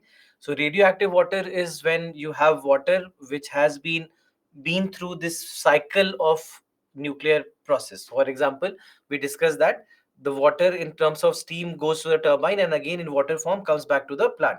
So in this manner, because it revisits the core multiple number of times, this water becomes radioactive. All right, this water becomes radioactive, and that's why there are nuclear particles that will be there in this water, and hence this water becomes nuclear in nature or radioactive in nature and can be dangerous. So according to Japan, this is treated wastewater and it will have no negative impact, but it has had huge opposition from China, from South Korea, and all these countries which are in the vicinity of Japan. In the Kashi Vishwanath case, ASI said that they can predict the age of Shivling via carbon dating. My question is, how can the age of normal stone lying in the river and the age of the link in the temple be predicted, as both are same material and might have some origin rock? So basically, Kunal, the case here is that when last year when they had said that they would do carbon dating and try to find out the age of the Shivling, in the Ganwapi case. So, what basically can be done in case of rocks or any fossil for that matter is directly it's not possible. Directly, carbon dating only can be done for anything that is organic, anything that has naturally has carbon in it. There, naturally, we can do carbon dating. But in case of stones, in case of everything else, what we basically do is we try to indirectly try to find the age, and this is with the help of some fossils, that let's say some organic form, maybe some small portions, let's say some insects are attached to the rock, or maybe there are some fossils of the plant forms or leaves, etc., that may be attached to the rocks. So then in that case they are able to find. So that's why in this case, in the case of what ASI, I think, also had said is that it will be very difficult for us to do the carbon sampling, to do the carbon dating of this particular sample, because first of all directly we cannot find the age, and whatever approximations we do, the approximations will be based on any organic form that we find attached to this form of this shivling. So that's why they said that maybe directly doing a carbon dating on this perhaps will not be that easy, or may not even give us a very accurate result. So that is where the problem lies right now.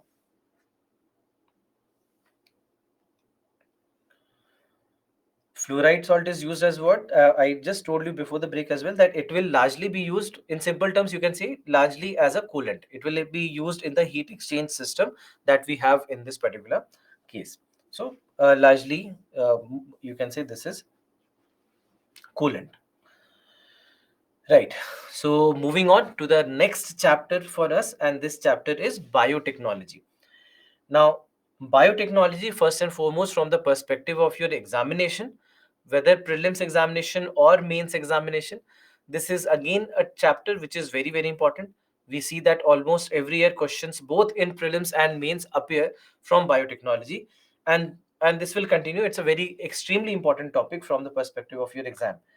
Now, looking at the structure of biotechnology and what we are going to study in this chapter will be largely about the applications of biotechnology.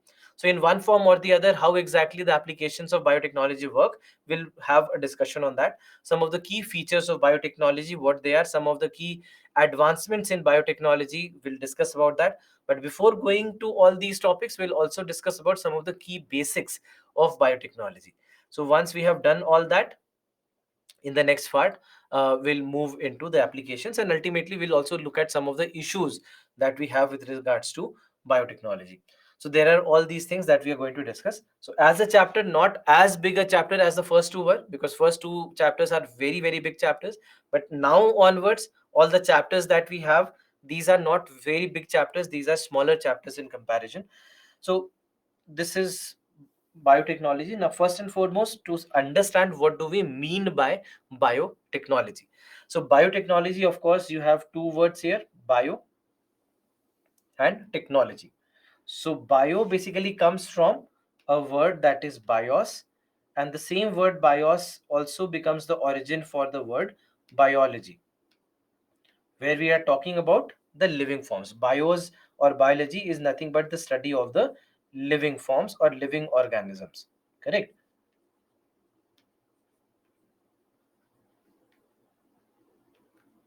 Living forms or living organisms. And when we say technology, okay, a question for you. What do you mean by technology? We are studying the subject of science and technology. Tell me, what is technology?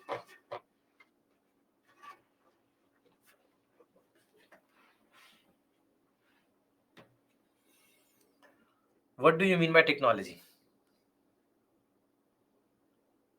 Wonderful. Applied science, application of science, new developments in science, application of scientific knowledge. So, all of you are correct. So, basically, technology is nothing but the application of science. Correct? So, application of science. So, basically, when we are saying that this is biotechnology, it means that we want to use living organisms and derive certain applications from there. Correct? So, if we have to define biotechnology, we can say that biotechnology is the use of living organisms or recently living organisms in one way or the other for any application. So, use of living organisms for any application can be called as biotechnology. Now, when it comes to biotechnology and what is biotechnology, we see that there are various examples around us which can be called as biotechnology. For example, something as simple as making curd from milk is biotechnology. Why? Because it's also an application of a living organism, that is certain kind of bacteria. What happens is, how do you make curd? You just take a bowl of milk, add 1 spoon of curd in it, leave it overnight. Next morning, you will see that milk has converted into curd. So how does that happen and why does that happen? It happens because of the action of some microorganisms. Especially, there are some bacteria called as lactobacillus, and this bacteria, when it is in the milk, it starts converting milk into curd while reproducing, while increasing their numbers. They convert milk into curd. So this is an application of biotechnology because we are using a living organism for some application. So that's why we have been using biotechnology, you can say, for thousands of years without realizing that we all are scientists and we are all using biotechnology. So that is basically what biotechnology is, where we are talking about application of science. So making curd from milk is an application of biotechnology. Similarly, preservatives that we have been using, the organic preservatives, the uh, uh, various forms of preservatives that we have been using for, again, good amount of time, thousands of years, they are all application of biotechnology. Similarly, making alcohols. Making alcohol, the fermentation process basically is also biotechnology, where also we see that naturally the decomposition is done or the conversion is done with the help of microorganisms. So that also is biotechnology. And fun fact is that we learned how to make alcohol before humanity knew how to make curd. So humanity always, I mean, started making alcohol before making curd. So the priorities were always straight for humanity, that they first understood what is alcohol and then they moved on to curd. So, but when we talk about modern biotechnology is very different, because all these processes, whether fermentation process or whether making curd from milk, whether preservatives, all these cases we see that these are pragmatic approaches, where we are learning as we do something, or maybe by accident, by chance, we stumble upon something and we realize that this is something useful for us, and then we keep on using it further as well. But when it comes to modern biotechnology is completely different from these approaches of hit and trials that was of the past. So in modern biotechnology, there is a very well understood use of the genetic material inside any organism. In 1950s, we understood that what genetics is, what DNA is, and how exactly this DNA basically is what the DNA the DNA basically becomes the basis of everything that a life form does or what the life form is. All the properties, all the characteristics, each and everything is basically what in the DNA. So, with the discovery of DNA, our understanding of DNA, you can say in a manner, this modern biotechnology now starts to take a shape. So, what we are going to learn in this chapter also is about this modern biotechnology. All right. So, that's why modern biotechnology is something where anything that we are doing it for a reason. It's not that we are looking for hits and trials and probably we stumble upon something that we continue for some time after that. Just understand this. All right. So biotechnology, as I told you, comes from two words, bios and technology. So now in this particular case, what we understand is that this basically is nothing but the case of using living organisms for any kind of application.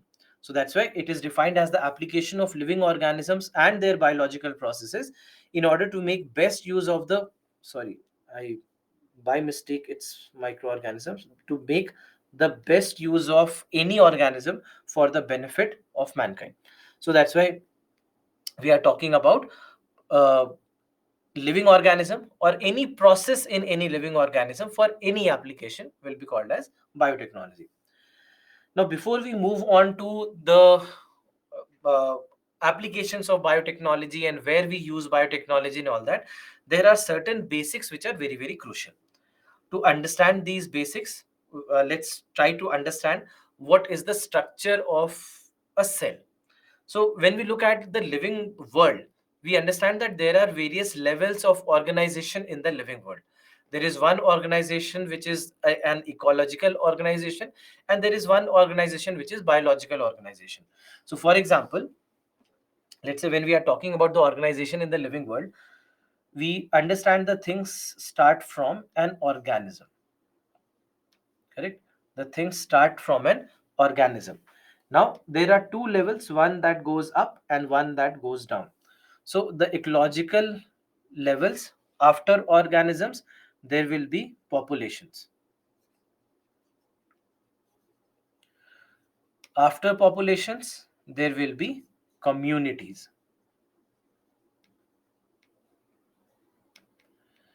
from the communities there will be ecosystems,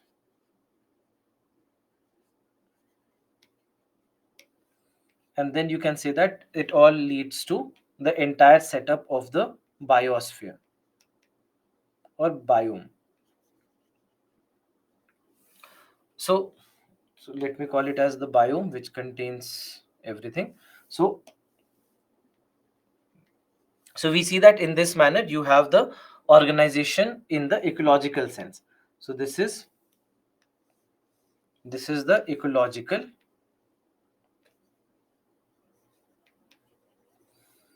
organization. The second organization is inside the individual. So inside the organism will be made of various organ systems, like you have the digestive system, respiratory system, and all that. So there are all these systems that run together in tandem to make that organism function as a whole. So these organ systems, they will be made of organs. The organs are made of tissues, and the tissues are made of cells. Correct? So this kind of organization, you can say that this is the biological organization.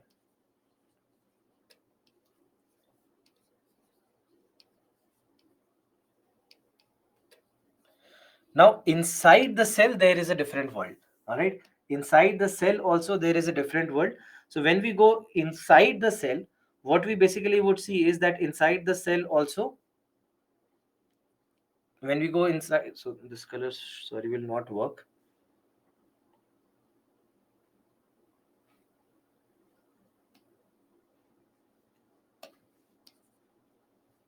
So, inside the cell, also, what we see is that there is a completely different world where you have various organelles, correct? You have various organelles. and you have the nucleus. Now, inside the nucleus, we have something called as chromosomes. These chromosomes, these chromosomes, they basically, you can say that the smaller than chromosomes, we have genes, and then genes, the smallest segment of this gene is a DNA. So in this manner, we see that this is the structure that we have inside the cell. So overall, what happens is that in case of the nucleus, we say that the nucleus is the brain of a cell because it controls and coordinates for all the activities that the cell does. Inside the nucleus, we have chromosomes. So chromosome is the largest part of all this genetic material that we contain. Then chromosomes have genes, genes have DNA. So this is how the level of organization is inside the cell. So that's why I said that the cell itself has a completely different world of itself. All right. So now when we are looking at this level, so when it comes to the biotechnology part, biotechnology is concerned with this level.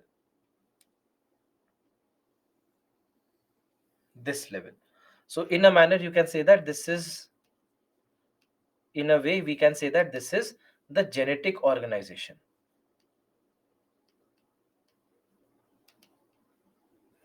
We can say that this is genetic organization. So overall, this is basically what we will be using in biotechnology. Now these chromosomes, so if we understand what we mean by these, so we'll understand what is chromosome, what do we mean by genes, what do we mean by DNA, and what do we mean by RNA. So these things from prelims perspective especially, it can be very important for you. So understand the basics of what it is, not only from examination perspective, but because these are the concepts that form the base of everything that we are going to discuss in this particular chapter. All right. So what do we mean by chromosomes? What do we mean by genes? And what do we mean by DNA? So when it comes to chromosomes, we say that this is a long, coiled up, thread-like structure made of DNA and proteins. So in this case of chromosomes, what we see is that it carries all the genetic information in the form of genes, which is found in the nucleus of a cell. So chromosomes basically are the largest part of it. So they, for example, in humans, there are a total of 23 pairs of chromosomes, meaning that there are a total of 46 chromosomes that we have. And these, out of these 46, or let's say 23 pairs, 22 pairs are common in both the males and the females. The 23rd pair is also called as the sex chromosome, which determines whether somebody is a male or whether somebody is a female. So in this manner, we see that there are 22 pairs which are common, and there is the 23rd pair that differentiates between a male and a female. So there are all these 23 pairs of chromosomes that we have inside the body. Then after that, all these chromosomes, they basically are stacked up of genes.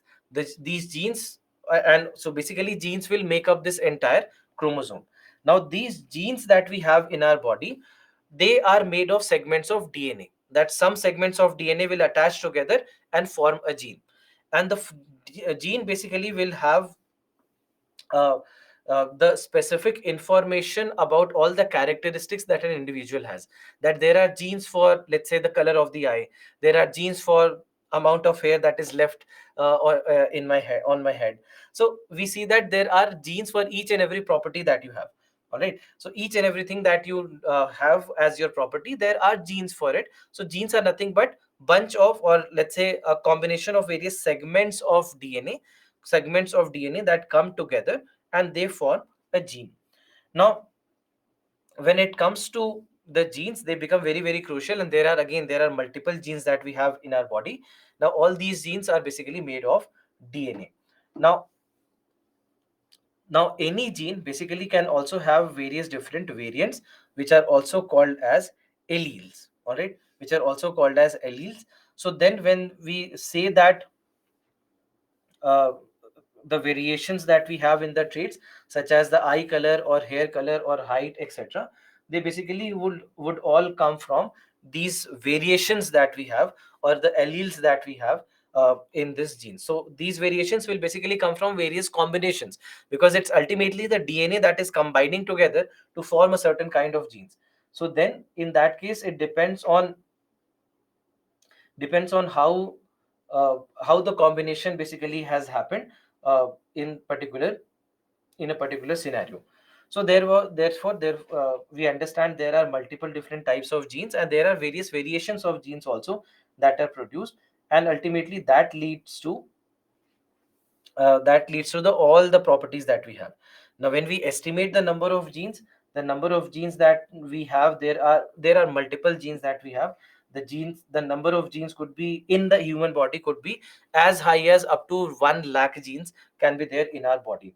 So that's why the estimates are very varied. You'll see that there are some estimates that say that there are 20,000 to 25,000 genes that we have, and there are approximately 20,000 genes, and there are some research that also says that the number of genes could be much higher than this number, and hence we don't exactly know the estimates. So 20,000, 21,000 is the current estimate, you can say, but the numbers can be as high as 1 lakh also. But if you have to write somewhere, then the safe number would be 20 to 25,000. So 20,000 in number, approximately. I'm writing approximately. So that's why wherever you use the word approx. So these are genes, and the genes are made of segments of DNA. That segments of DNA will come together and form that gene. So when we talk about these segments of DNA basically what we say is that DNA is that molecule that contains the genetic instructions used in the growth, development, functioning, and reproduction of all living organisms. And it is the blueprint for all our cells and contains the information that is needed to build and maintain our bodies. Now, overall, what happens in case of a DNA is that these are small segments of proteins. All right. So there are four chemical bases. The base that is uh, acid and base, that kind of a base. So there are four chemical bases: adenine, guanine, cytosine, and thymine. These are the four bases that make up any given DNA, and the way they attach to one another, the way in which they join with one another, that will basically form a certain kind of gene which is responsible for certain kind of characteristic or function in the body. So they are arranged in a specific sequence that determines the information that is stored in the DNA. So as you can see here, there are these four chemical bases that we have. Now these two, that is adenine and thymine, they always combine together, and guanine and cytosine, they always combine together. And now there are various ways in which they can combine with one another. So for example, one combination could be, let's say, ATGC, one could be ATCG, one could be TACG, and one could be TAGC, and so on. And then all these will combine with one another in one way or the other, and then they'll start making the sequences that will make up the gene having a specific function in the body. So overall, just take an example. Think of uh, DNAs like letters of the English language. And these letters, when they combine in a specific form, making some sense, they will become the gene, right? They will become the gene when they start making sense. And these genes will be arranged like a chromosome. They'll be arranged like a chromosome. So they will basically start making the sentences. They'll start making the sentences, and these sentences are nothing but the chromosomes. And then the entire article that somebody is writing, it is the entire human genome that you might have. So in this manner, you can think of DNA being the letters, and these DNA, they have to come together in a logical way so that they can make some sense and make a word out of it. And then there are all these words that we have. All these words have specific meaning, just like how genes have specific functions. So these genes are like the words that you are making out of this DNA.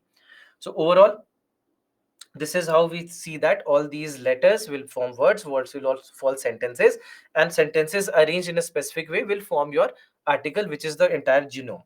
So in this manner, we see that all these things happen, and there are chances that the combination of words, combination of these DNA are not in a given correct sequence, and that can also lead to some kind of issues also in that individual. So for example, let's say we have three words.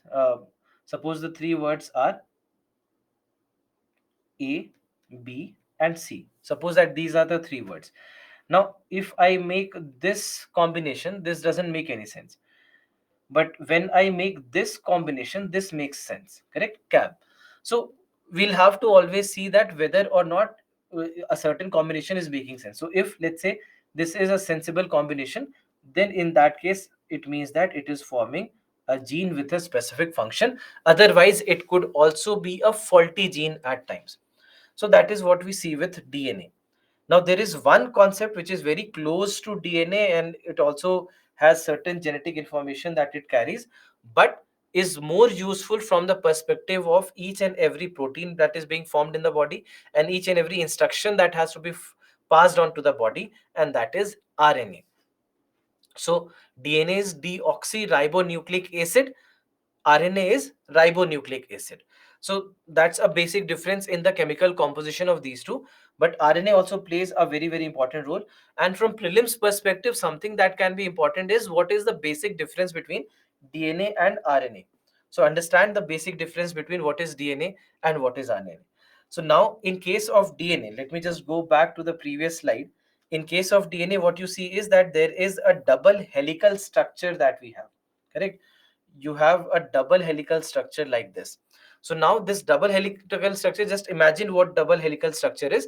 Let's say that you have step. All right, you have a ladder, sorry. So you have a ladder, you twist that ladder. So when you twist that ladder, it will start looking like this. So that basically is called as the double helical structure. Whereas in case of ribonucleic acid, we see that it has a single helical structure, right? So RNA has a single helical structure and DNA has a double helical structure. But uh, apart from that, what we see is that there are all the other aspects of differences also that we have between the DNA and the RNA. So for example, when it comes to the chemical bases that we discussed about DNA, we discussed that you have adenine, thymine, cytosine, and guanine. Correct? So we discussed that we have adenine, guanine, thymine, and cytosine. Whereas in case of RNA, there is one difference, that although you do have guanine, adenine, and cytosine, but instead of thymine, you have uracil as one of these bases. So that's why in this particular scenario, we see that this is what RNA, where RNA is different even in the chemical basis that it has. Then, when it comes to the location, we know that the DNA is found largely in the cell's nucleus, but also found in the mitochondria of the nucleus as well. Whereas when it comes to RNA uh, can be found everywhere in the entire body, because ultimately when it comes to RNA, we understand that RNA is required for making the proteins everywhere in the body. All right, making the proteins everywhere in the body. And then after that, uh, all the proteins wherever in the body, wherever in the any part of the cell, RNA will be responsible. So that's why RNA will not be found only inside the nucleus or only inside mitochondria. It will be found everywhere in the body, everywhere in the cell. So sugar wise, one is ribose and one is ribose. Then after that, as we discussed, that when it comes to the function, it's largely about carrying the genetic information. The specific genetic information will be carried by the DNA, whereas the genetic instruction or genetic code that is required for making the proteins in the nucleus, or every protein in the cell, RNA is required. It contains all those instructions, all those messages for any kind of synthesis. So there are all these basically differences that we see, that one is double stranded and one is single stranded. So from the perspective of the examination, just understand that why we are looking at these differences, because these are two molecules that are very similar in their structure. There are smaller differences that we have, but these two, they become essentials for any kind of cell, for any kind of property, for any kind of characteristic that any cell has. These two become crucially important, and that's why we need to understand the basic differences between the two. So so that's a basic understand what is DNA. DNA is nothing but the smallest part of this genetic information. Combination of these DNA will form genes, and each and every gene is responsible for a certain kind of function in the body. And all these genes will combine together and form 23 pairs of chromosomes in the human body. And then after that, all these chromosomes together, they form the genome of the body. So in this manner, we see that this is how we are looking at the various aspects of the genetic material. So ultimately, it's all in the genes. We say that it's all in the genes, that each and every characteristic, each and every function, everything the body does, all the instructions, voluntary or involuntary characteristics, visible or not visible, all these things are there in the gene. Even the behavioral patterns, many of the studies have said that even the behavioral patterns, or even how much how angry even a person can get, is also in the genes. So each and everything could be in the genes, and it's not that the genes are permanent and they do not change and they will be just carried on for generations to generations. We see that there are certain genetic changes that are also induced during the course of life of an individual, and then those genes will be carried on to the next generation as well. So there are genes for each and every characteristic, each and every function, each and every behavioral pattern as well, for each and every person. Or not only people, or not only humans, but rather animals also, plants also, everything is in their genes. So now coming to the application area. So what we had discussed is that this chapter is mainly about how you apply biotechnology in various different forms. So when we are looking at the applications of biotechnology, we see that there are various different branches, there are various different sectors that can utilize biotechnology, that can be helped by biotechnology. So first and foremost, when we look at the classification, the the branch wise division in biotechnology has been color coded. So for example, there is green biotechnology. Green biotechnology is for agricultural applications. Then there is red biotechnology, which is for medical applications. Then there is blue biotechnology for any application related to water. Then after that, we have white biotechnology used in the industries. We have gray biotechnology for environmental applications, brown biotechnology used in arid zones and deserts. And then after that, there is violet biotechnology, which is related basically to everything that does not have a direct technical impact. So for example, the documents, the laws, the intellectual property rights, the regulations related to biotechnology, so each and everything, the schemes which will be launched by the government, so all these things will be called as violet biotechnology. And then finally, we have dark biotechnology. So dark biotechnology is, dark signifies the negative applications, or rather the negative impact of biotechnology, or the misuse of biotechnology. That is called as dark biotechnology. So this is basically what this is what we are going to discuss in this particular chapter. So one by one we'll start taking these branches, and we'll discuss about those branches. All right, one by one we'll take the branch, we'll discuss that branch, understand what that branch is, and move forward. So this is what we are going to do in this particular section. So first, to start with the medical applications. Now in case of medical applications, which you also call as red biotechnology, so in case of red biotechnology, we are talking about anything related to healthcare applications, anything related to medical applications will be a part of the red biotechnology. Now, when it comes to red biotechnology, in terms of the money spent on biotechnology, you'll find that most of the money actually flows to red biotechnology. For example, when we look at the sector wise investments in India in terms of biotechnology, we see that almost more than 70% of all the investment that has been done in red biotechnology, has been done in the medical applications. So for every 100 rupees that India spends, more than 70 rupees is just spent on red biotechnology, and especially that too in biopharma. We'll discuss about biopharma in the coming slides. So overall, that's why we understand that this becomes the most important branch of biotechnology for us, because it has direct positive impact on human health.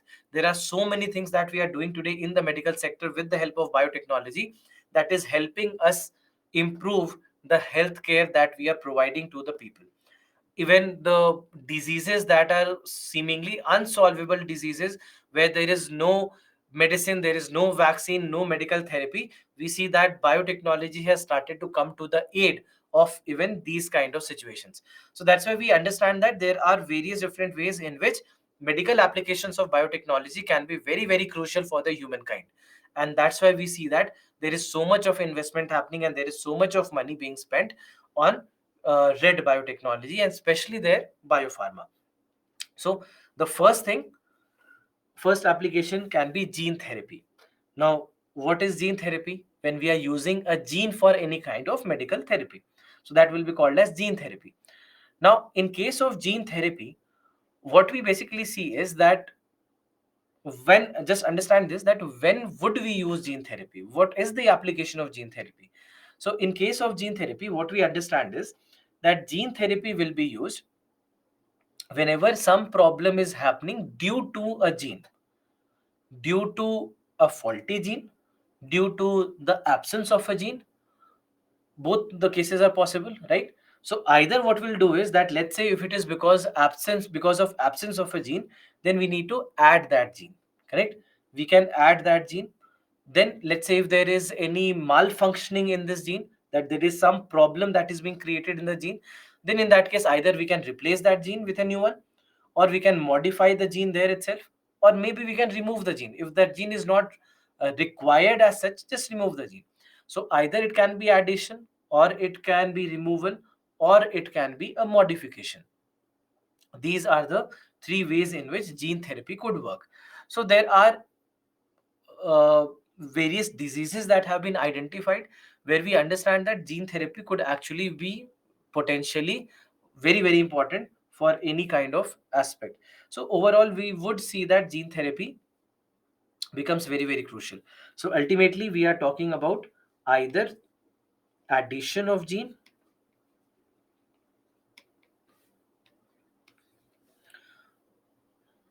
so addition of missing gene,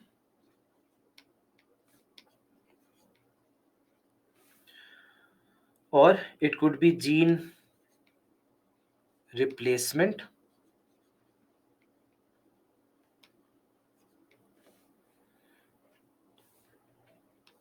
or it could be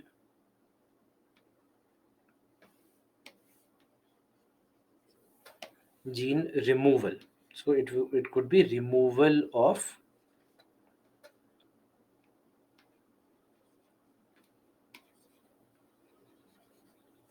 faulty gene. Could be, so gene replacement or removal of faulty gene. So there are these things that we can do in terms of gene therapy. So that's why gene therapy has been trying to evolve, and we see that over the past few years gene therapy has become much better than what it used to be. But overall, we do see that there are all these aspects of gene therapy that will be very, very useful in terms of red biotechnology. Then after that, one more procedure used in red biotechnology is genetic engineering. Sorry, genetic testing. Now, in case of genetic testing, what we basically see is that in terms of genetic testing, what we basically see is that gene testing can be very, very important in identifying the changes in the genes, or identifying the any kind of changes that is happening which could be potentially harmful. And even a future onset of a disease can be uh, uh, ex- can actually be explained or can be treated. We can understand the early onset of any disease, or we can identify the possibility of a disease in the future with the help of gene testing. There are many things that can be done. For example, let's say uh, today you might have seen that there are so many companies that have also mushroomed, which are doing medical tests, that they would do a lab test. They can come to your home, collect your blood samples, and do a lab test for you, correct? So there are all these companies also that have come. Now in these kind of tests, there will be also certain tests for identification of cancer, or identification of even things like diabetes, etc. So how they do that is to uh, look into certain genes. They know that there are certain genes which are responsible for these kind of diseases. So they try to understand whether or not these specific genes are present, because change in a specific gene or presence of a specific gene might indicate a future possibility of a certain disease. So that is where we'll see that these kind of testing can become very, very useful. So that's why there are tests for cancers or tests for even uh, diabetes, etc., where they could tell you very early whether there is a possibility so that you can take steps accordingly. So that's why genetic testing also becomes very, very crucial from this perspective. Then there is another very, very important application, which is drug administration. Now, in case of drug administration, we are basically talking about how we would be using the medicines, how biotechnology helps in getting the medicines or helps in designing the medicines. So overall, what we see is that there is this branch which is called as biopharmaceutics. Biopharmaceutics. So again, when we say biopharmaceutics, you have bio and you have pharmaceutics. So pharmaceutics is about medicines, right? About making the medicines, and bio, making the biological use of something. So overall, what we are looking at is an interrelationship of the physical or chemical properties of drugs, the dosage form, and the manner of drug administration on the rate and extent of the drug absorption. So basically, biopharmaceutics will try to understand how the properties of a drug, how the physical and the chemical properties of a drug is related to a particular body. That if, let's say, I am taking a medicine, what are the physical and the chemical properties of this medicine that can be useful or harmful for me, positive or negative impact, because based on that we can further design that medicine so that it is the most effective. So all these things, basically all these relationships, all these areas that we study as a part of biopharmaceutics. So for example, there is another field which is called as pharmacokinetics. So pharmacokinetics also becomes a very crucial part of drug administration or biopharmaceutics. So understand the word here also, pharmacokinetics. So pharma first. So pharma obviously related to pharmaceuticals or medicines, and then kinetics. So kinetics, when do you use the word kinetic? When do you use the word kinetic? In what sense do you use the word kinetic? Yes, movement, correct. So whenever you have any kind of motion or any kind of movement, we use the word kinetic. So movement. So when we are talking about medicines and how the movement of medicines happens in and out of the body, that is called as pharmacokinetics. So that's why pharmacokinetics basically defines the movement of the drug into the body, absorption into the body, and then excretion out of the body. That is called as pharmacokinetics. That what is the rate of absorption? How fast did the medicine start taking its effect? What are the kinds of genes or what are the biological aspects of the body which is helping the drug or working against the drug, all these kind of things, and how fast all these things happen, all these things can be studied as a part of pharmacokinetics. Similarly, we have pharmacogenomics. So of course, pharma again coming from pharmaceuticals, meaning medicines, and genomics mainly we are talking about genetics or study of genes. So how genes affect medicines, how certain medicines will have a better effect on genes and certain genes will be unaffected by this medicine. So that's why genetic effect is what we study as a part of pharmacogenomics. So that's why pharmacogenomics, pharmacokinetics, all these become very crucial parts of biopharmaceutics. So overall, biopharmaceutics will try to understand the physical and the chemical properties of the drugs and how exactly, because of that, the body would respond to these kind of drugs, positively or negatively or whatever be the case. So all these, that's why they become a part of the medical applications of biotechnology. Then after this, we have something called as virotherapy. So virotherapy, viro comes from virus. Viro comes from virus, meaning that we are making the use of virus for some kind of therapy. And this is very common. All the antiviral drugs that you take, in many of these antiviral drugs, some kind of virus could be used. Even in taking vaccines, even if you recall the COVID-19 vaccines, the COVID-19 vaccines also have virus in them. Many of these COVID-19 viruses, COVID-19 vaccines, they have viruses in them. So that also can be called as virotherapy. So even not only uh, using it as therapeutic agents, but even in not only in antiviral drugs, and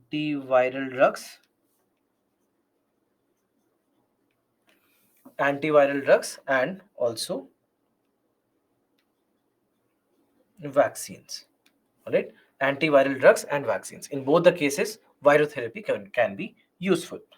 And then after that, we also have insulin.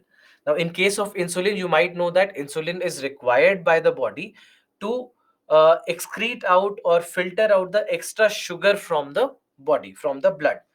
Now, what happens in diabetic patients is that this insulin, either the production is very, very low, or the production is not even happening in the body. So then in that case, a person could become diabetic, because all the excess sugar in the body is just building up inside the body and is not being excreted out of the body. So that's why insulin is required for the diabetic patients. And you might see that the diabetic patients take insulin injections many a times, so that that insulin could work on the buildup that is happening in the body.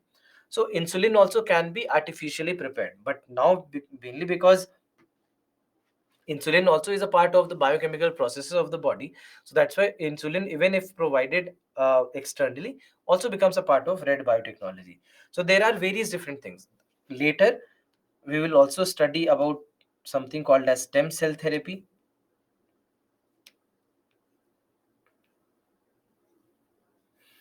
We'll also discuss about the process of cloning. All right, so we see that all these things will be using, for example, also will be using the process of DNA fingerprinting.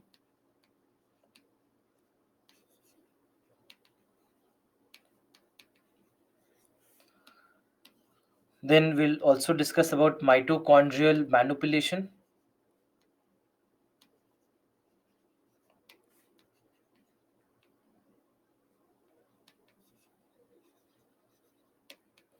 Which is also called as the concept of three parents baby. We'll discuss all these things, and these things also can be counted as the medical applications, right? These all can also be called as medical applications, but we'll discuss more about them at a later stage of this particular chapter. So that's why medical application wise, we understand that there are various different ways in which we can identify and we can make the use of biotechnology to make an effective medicine or an effective uh, vaccine also, for that matter. So that's why medical applications. Now also understand from the perspective of your examination that many a times these kind of questions can directly come in the mains examination. As simple as, what are the medical applications of biotechnology? What are the various ways in which biotechnology has helped the medical sector in India?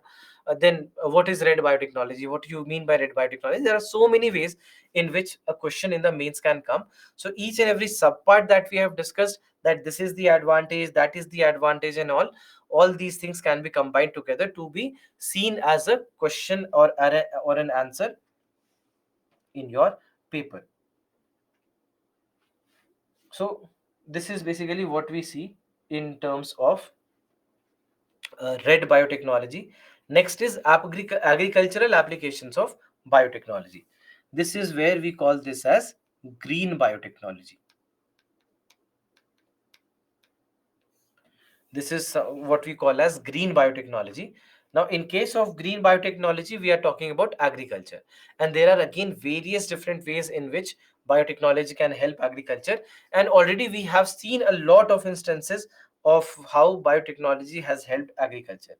And this photograph right here is also one of those photographs that helps you understand the application. Any idea what I could be talking about in this photograph? What is this plant? Any idea?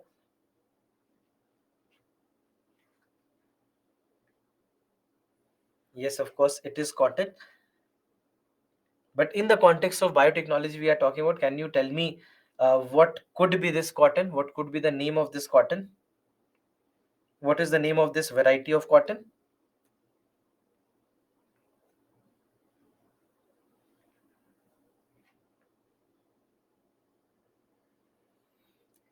Yes, correct. So this is BT cotton. This is BT cotton. So BT cotton has been one of the success stories of biotechnology in agriculture. Now with BT cotton, so understand the context of what this BT cotton is and where do we come from.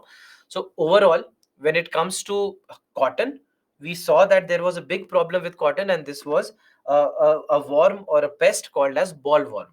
Now this bollworm would simply eat upon the cotton crops and would destroy a lot of cotton. So almost like up to 20% destruction could happen in certain cases. So that's why this particular pest called as bollworm used to affect cotton. Then after that, we made a genetic change in cotton in a manner that now this cotton becomes poisonous for this pest. All right. So this cotton now becomes poisonous for bollworm, and that's why bollworm stops feeding on cotton, and hence we were able to increase the productivity of cotton by introducing a new gene into the structure.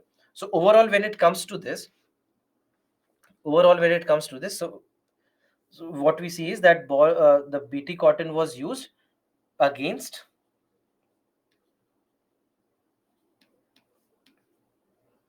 bollworm.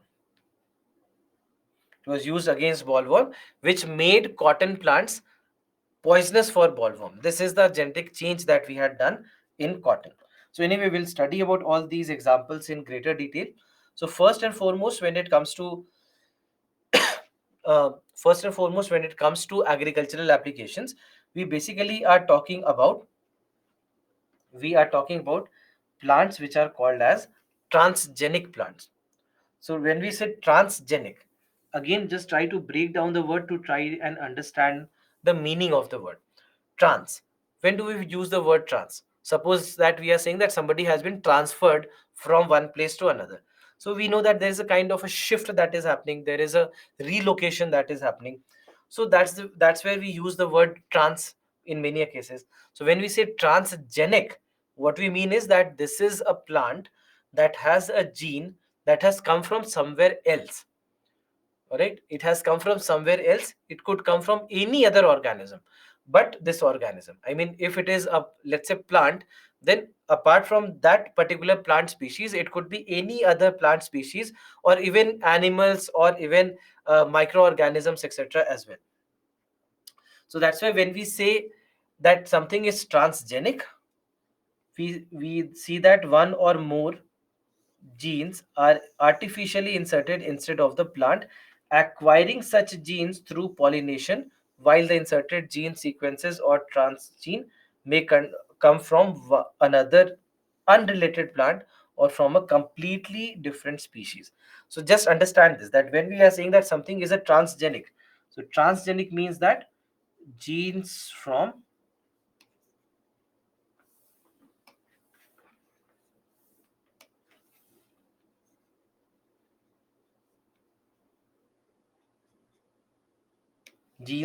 another organism. So it's not necessary that this gene is coming from another plant. All right, it's not necessary that it's only coming from another plant. It could be another organism. We can use, I mean, ideally, theoretically, we can use any gene that we want.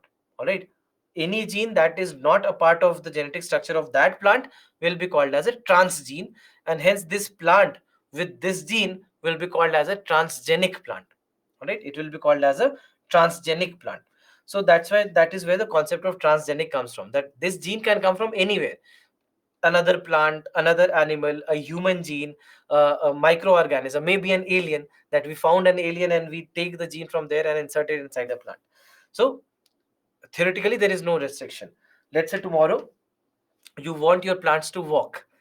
So what do you do? You would find the genes that are responsible for us to walk, and maybe you insert those genes inside the plant, and then the plant starts walking and starts saying, I am Groot. So there are all these possibilities. I'm not saying that it is happening right now. Very complex, almost impossible, but never say never. That in science we say that you can't ever say that this will never happen. So in this particular scenario, this is a possibility. So that's why when we say transgenic, it means that there is a gene that has come from somewhere else, which is not a part of this particular plant. It has come from outside. All right. And there are various different cases. So these kind of crops, these are also called as genetically modified crops, or any such organism will be called as a genetically modified organism. It will be called as a genetically modified organism. So in this manner, we have seen that in case of bt cotton, in case of bt cotton, which is a transgenic crop, there is this particular gene, that is CRY1AC of Bacillus thuringiensis, that is Bt, was introduced into the crop to make it pest resistant. So there is this particular gene that was inserted inside the plant, and that added the property to this plant that it could resist pests, especially bollworm. So that is basically what we have seen overall in particular scenario. Now, why exactly will we make a transgenic plant? That we understand that fine, there are all these transgenic plants that we have created, and all these transgenic plants, of course, will be created for some reason or the other. So, what are the desirable properties? First, increase crop production. In many cases, we have seen that uh, any kind of hybridization or any kind of genetic modification also could help potentially in increasing the production. So bt cotton is an example where production could increase, because now the pest is not going to affect the cotton crops anymore. Similarly, there could be other examples as well, where we might see that increased crop production will be possible through biotechnology. We have a success story in Bangladesh as well.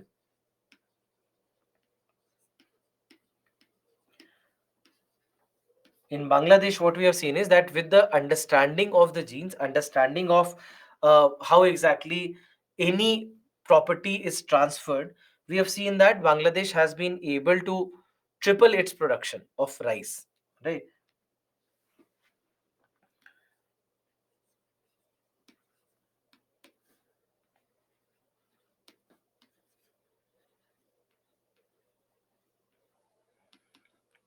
Tripled the rice production.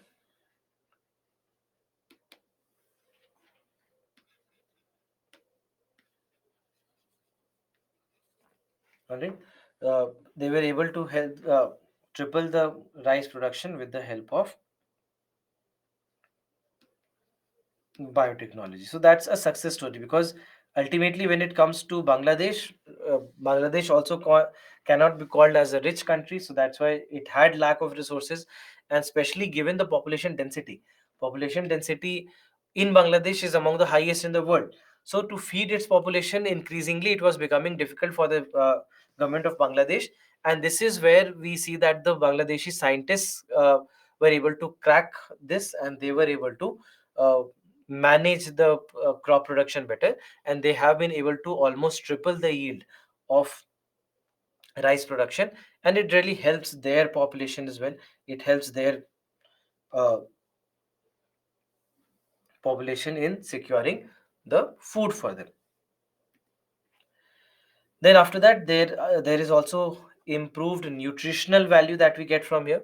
That if we want, we can actually add some nutrition also into a plant or into a cell. So, for example, what happens is that if there is an example called as golden rice, look at this figure. If you see, there are two varieties of rice here. One, the normal white rice that we eat, and the other one, which is a kind of a yellow colored rice. Correct? But if we call yellow rice, it wouldn't sound well. So that's why we made it golden rice. All right. So golden rice for a reason. Otherwise, yellow rice wouldn't sound well. So you have the normal rice like this, and this is what is called as the golden rice. Now the question is, why was golden rice required? All right. So what we basically see is that golden rice has a good, or is a good source of vitamin A. Golden rice is a good source of vitamin A because we have done genetic modification here in a manner that it will help in synthesis of vitamin A. And now, for the areas or for the people who have deficiency of vitamin A, they can consume this kind of a rice, and by consuming the rice, they would be able to increase upon their vitamin A content. So that's why we see that golden rice is a prime example where nutritional value could be enhanced. And for this, basically, we have taken something called as beta carotene, and this beta carotene basically helps in conversion into vitamin A inside the body. So, from beta carotene, ultimately, we'll see that vitamin A will be produced here in the body with the help of the rice that one is consuming.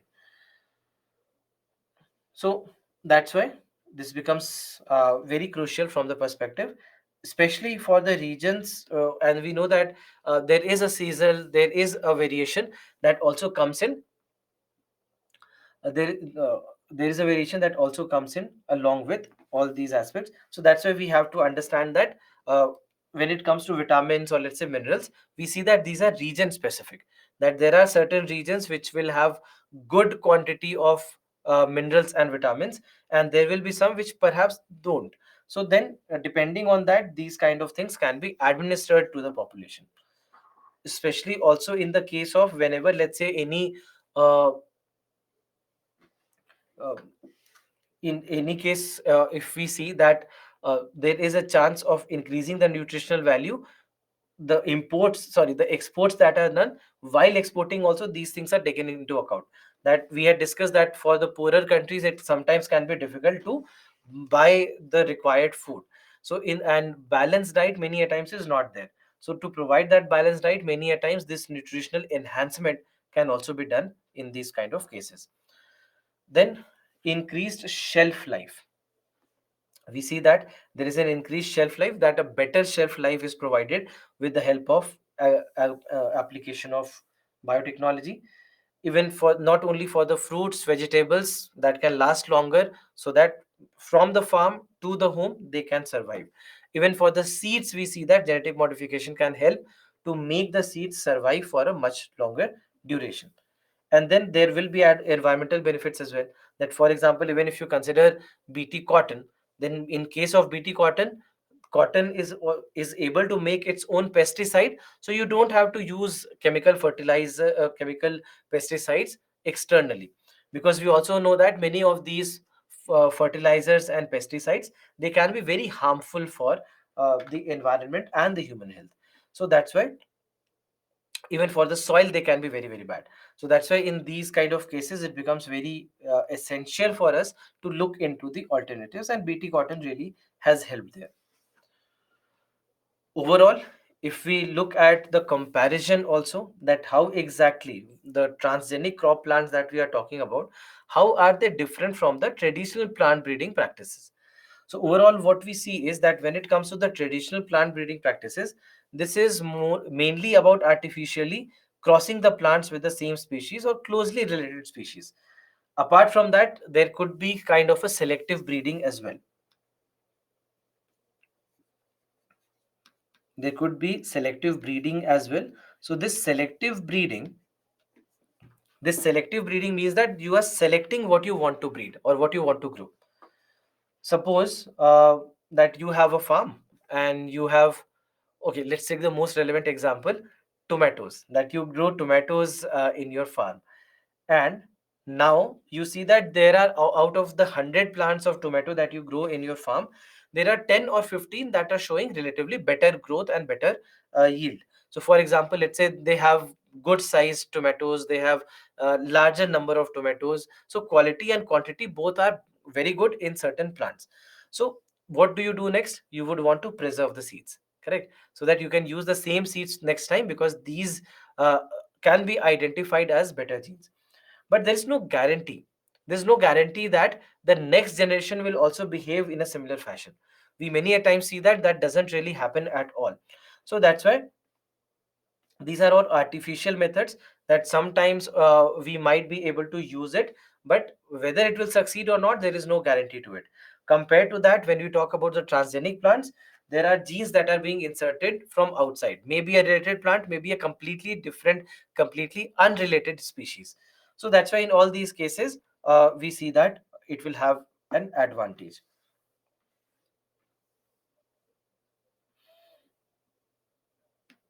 Now, before going to the development of these plants, look at this question. This question has been asked in your paper.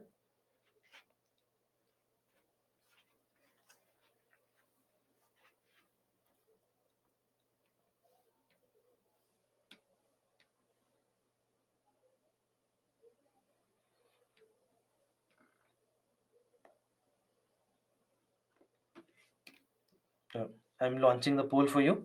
Please mark your answers.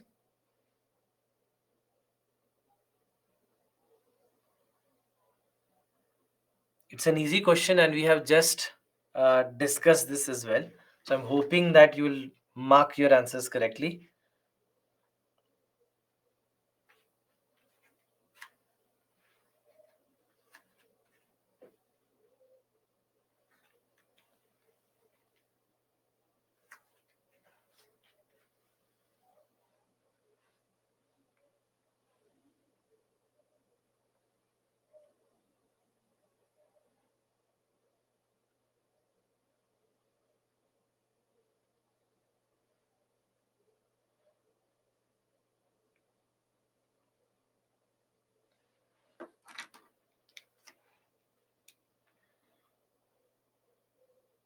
Hmm. So 11% of you have marked A, 5% B, 37% C, and 47% D. Recombinant DNA technology or genetic engineering allows the genes to be transferred. So when we are basically making the transgenic plants, we are talking about the transgenic plants or transgenic crops here.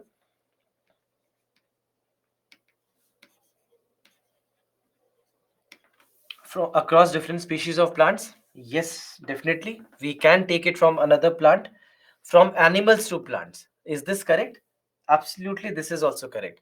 From microorganisms to higher organisms, we have an example. For example, in case of golden rice, we know that we have done taking it from another plant, and completely unrelated plant that is, but we have taken it from another plant. And in case of, let's say, bt cotton, we see that uh, we have done it in terms of microorganisms to higher organism. Now, even if we are talking about animal to plant gene transfer, now animal to plant gene transfer is not that easy. All right, it's not that we can do it as easily as we have been able to do with microorganisms and other related or unrelated plants. But it's not that it is completely impossible, because remember that what discussed we discussed that we discussed that we can take from any organism, we can take the gene from any organism. All right, yes, of course, the success rate in case of animal to plant gene will be very, very low as compared to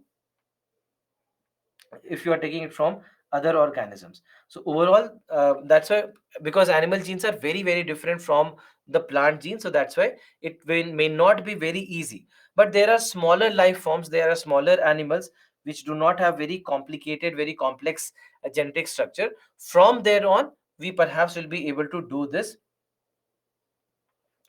um, uh, do this as animal to plant gene transfer. So that's why when it is just talking about allowing and a possibility, yes, it's a possibility. And that's why in all these three cases, we can actually make the use of transgenic plants, that you can get the genes from anywhere that you want. So overall, that's why we have seen that all these things can actually be done. And even, I mean, even plant to animal gene transfer is also possible. There was a news a couple of years back where how it was about a pest that the researchers found, that there is this pest, when it uh, acquires his food, eats his food from these plants, it actually can also get some of the genes it can actually get from this particular plant. So that was very unique, that it was able to acquire a gene for the from the various plants that it feeds on. This was a news about white fly, that white fly basically acquires plant genes from what it feeds upon.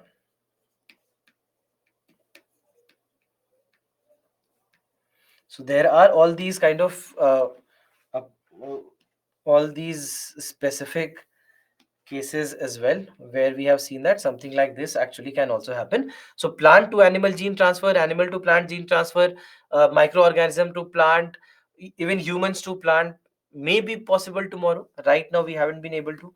So all these things are, that's why, possible. So any question if you have with regards to whatever we have discussed until now?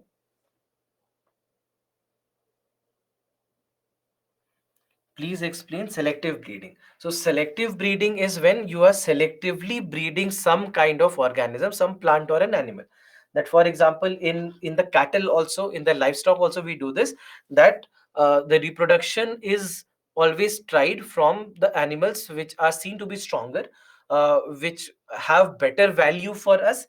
We generally see that these kind of things are done. So that is called a selective breeding. Similarly, in case of plants also, what I give you as an example is that let's say you have 100 tomato plants in your farm, out of which you see that there are 10 to 15 plants which show a better quality of tomatoes, or better quantity of tomatoes as well, in a single plant. So you would want to preserve the genes of these. So that's why the seeds you will prefer to take from these 10 15 plants, or 10 15 of these, instead of the entire plant. So in this scenario we say that this is nothing but a selective breeding.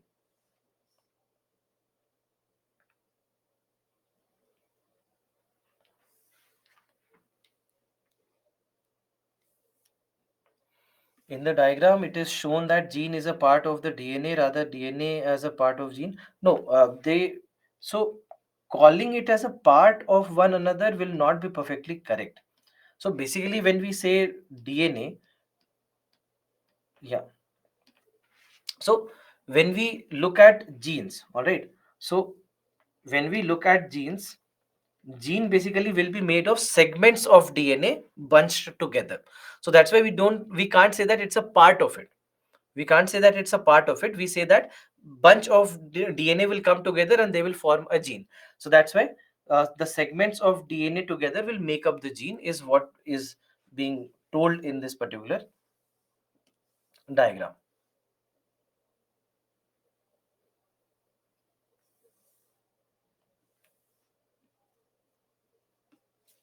All right. So anyone, any other question?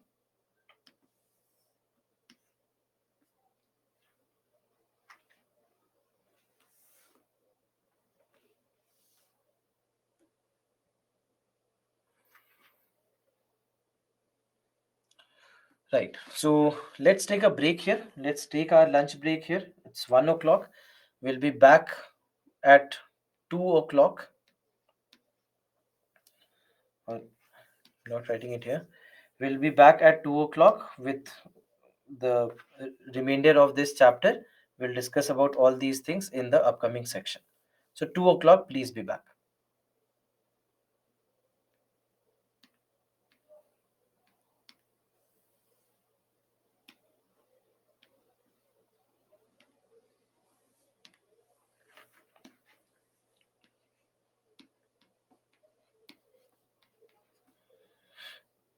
What is selective breeding? I just told you that selective breeding, I just explained, right? That selective breeding is what? Where you select certain plants or select certain animals for breeding purposes. That the example that I gave you, that if you have 100 plants in your farm, you see that there are 10 to 15 plants that are showing better results, that have shown better quality and quantity. You take the seeds from there for the next sowing season, because you identify them to be better. Same goes for livestock or cattle as well, that the animals which show better quality and better strength, we see that selectively breeding of these animals are done, so that the next generation also comes out to be stronger. So this is basically what we mean by selective breeding. right? So let's take a break. Let's be back after the lunch.